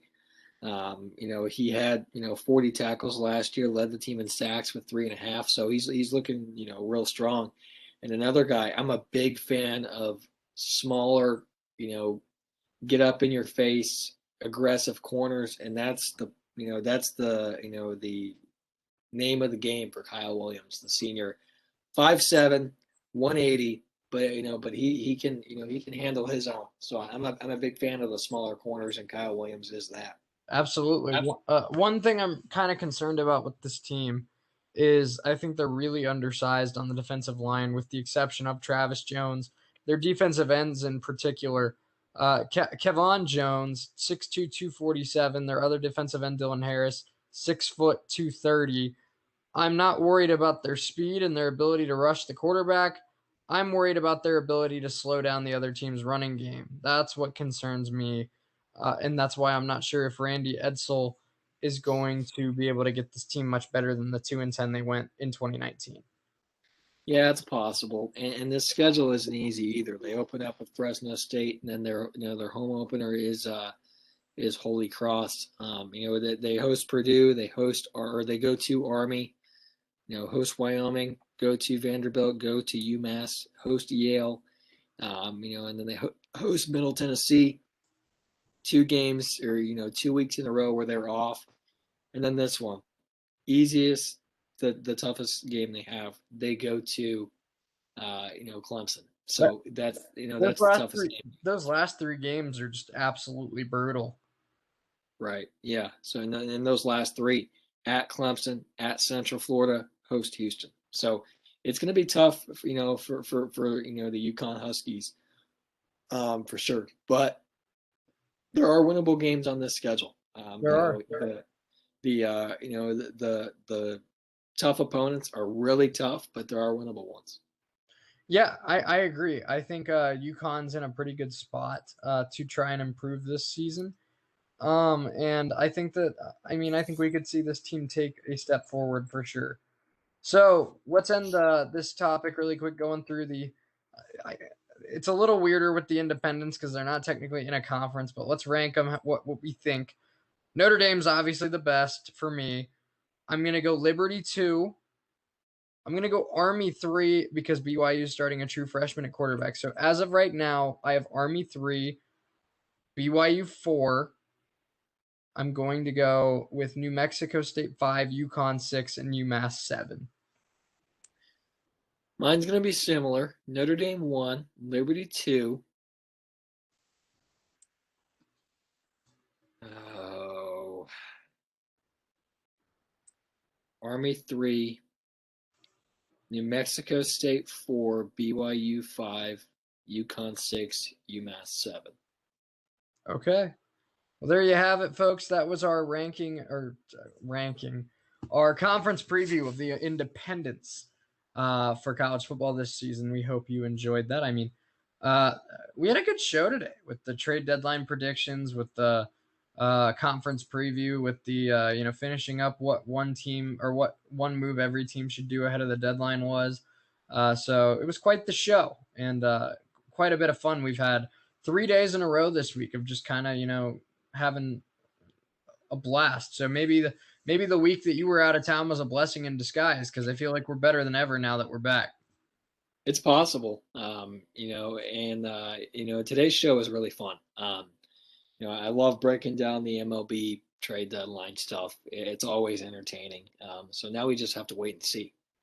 Yep, no doubt about it. And I guarantee you, if we're on air, we'll react to it live. If we're not on air, we'll probably record a video this weekend and react to everything. So we'll figure something out. But you will be sure to get a lot of trade deadline stuff from us. But a lot of fun today.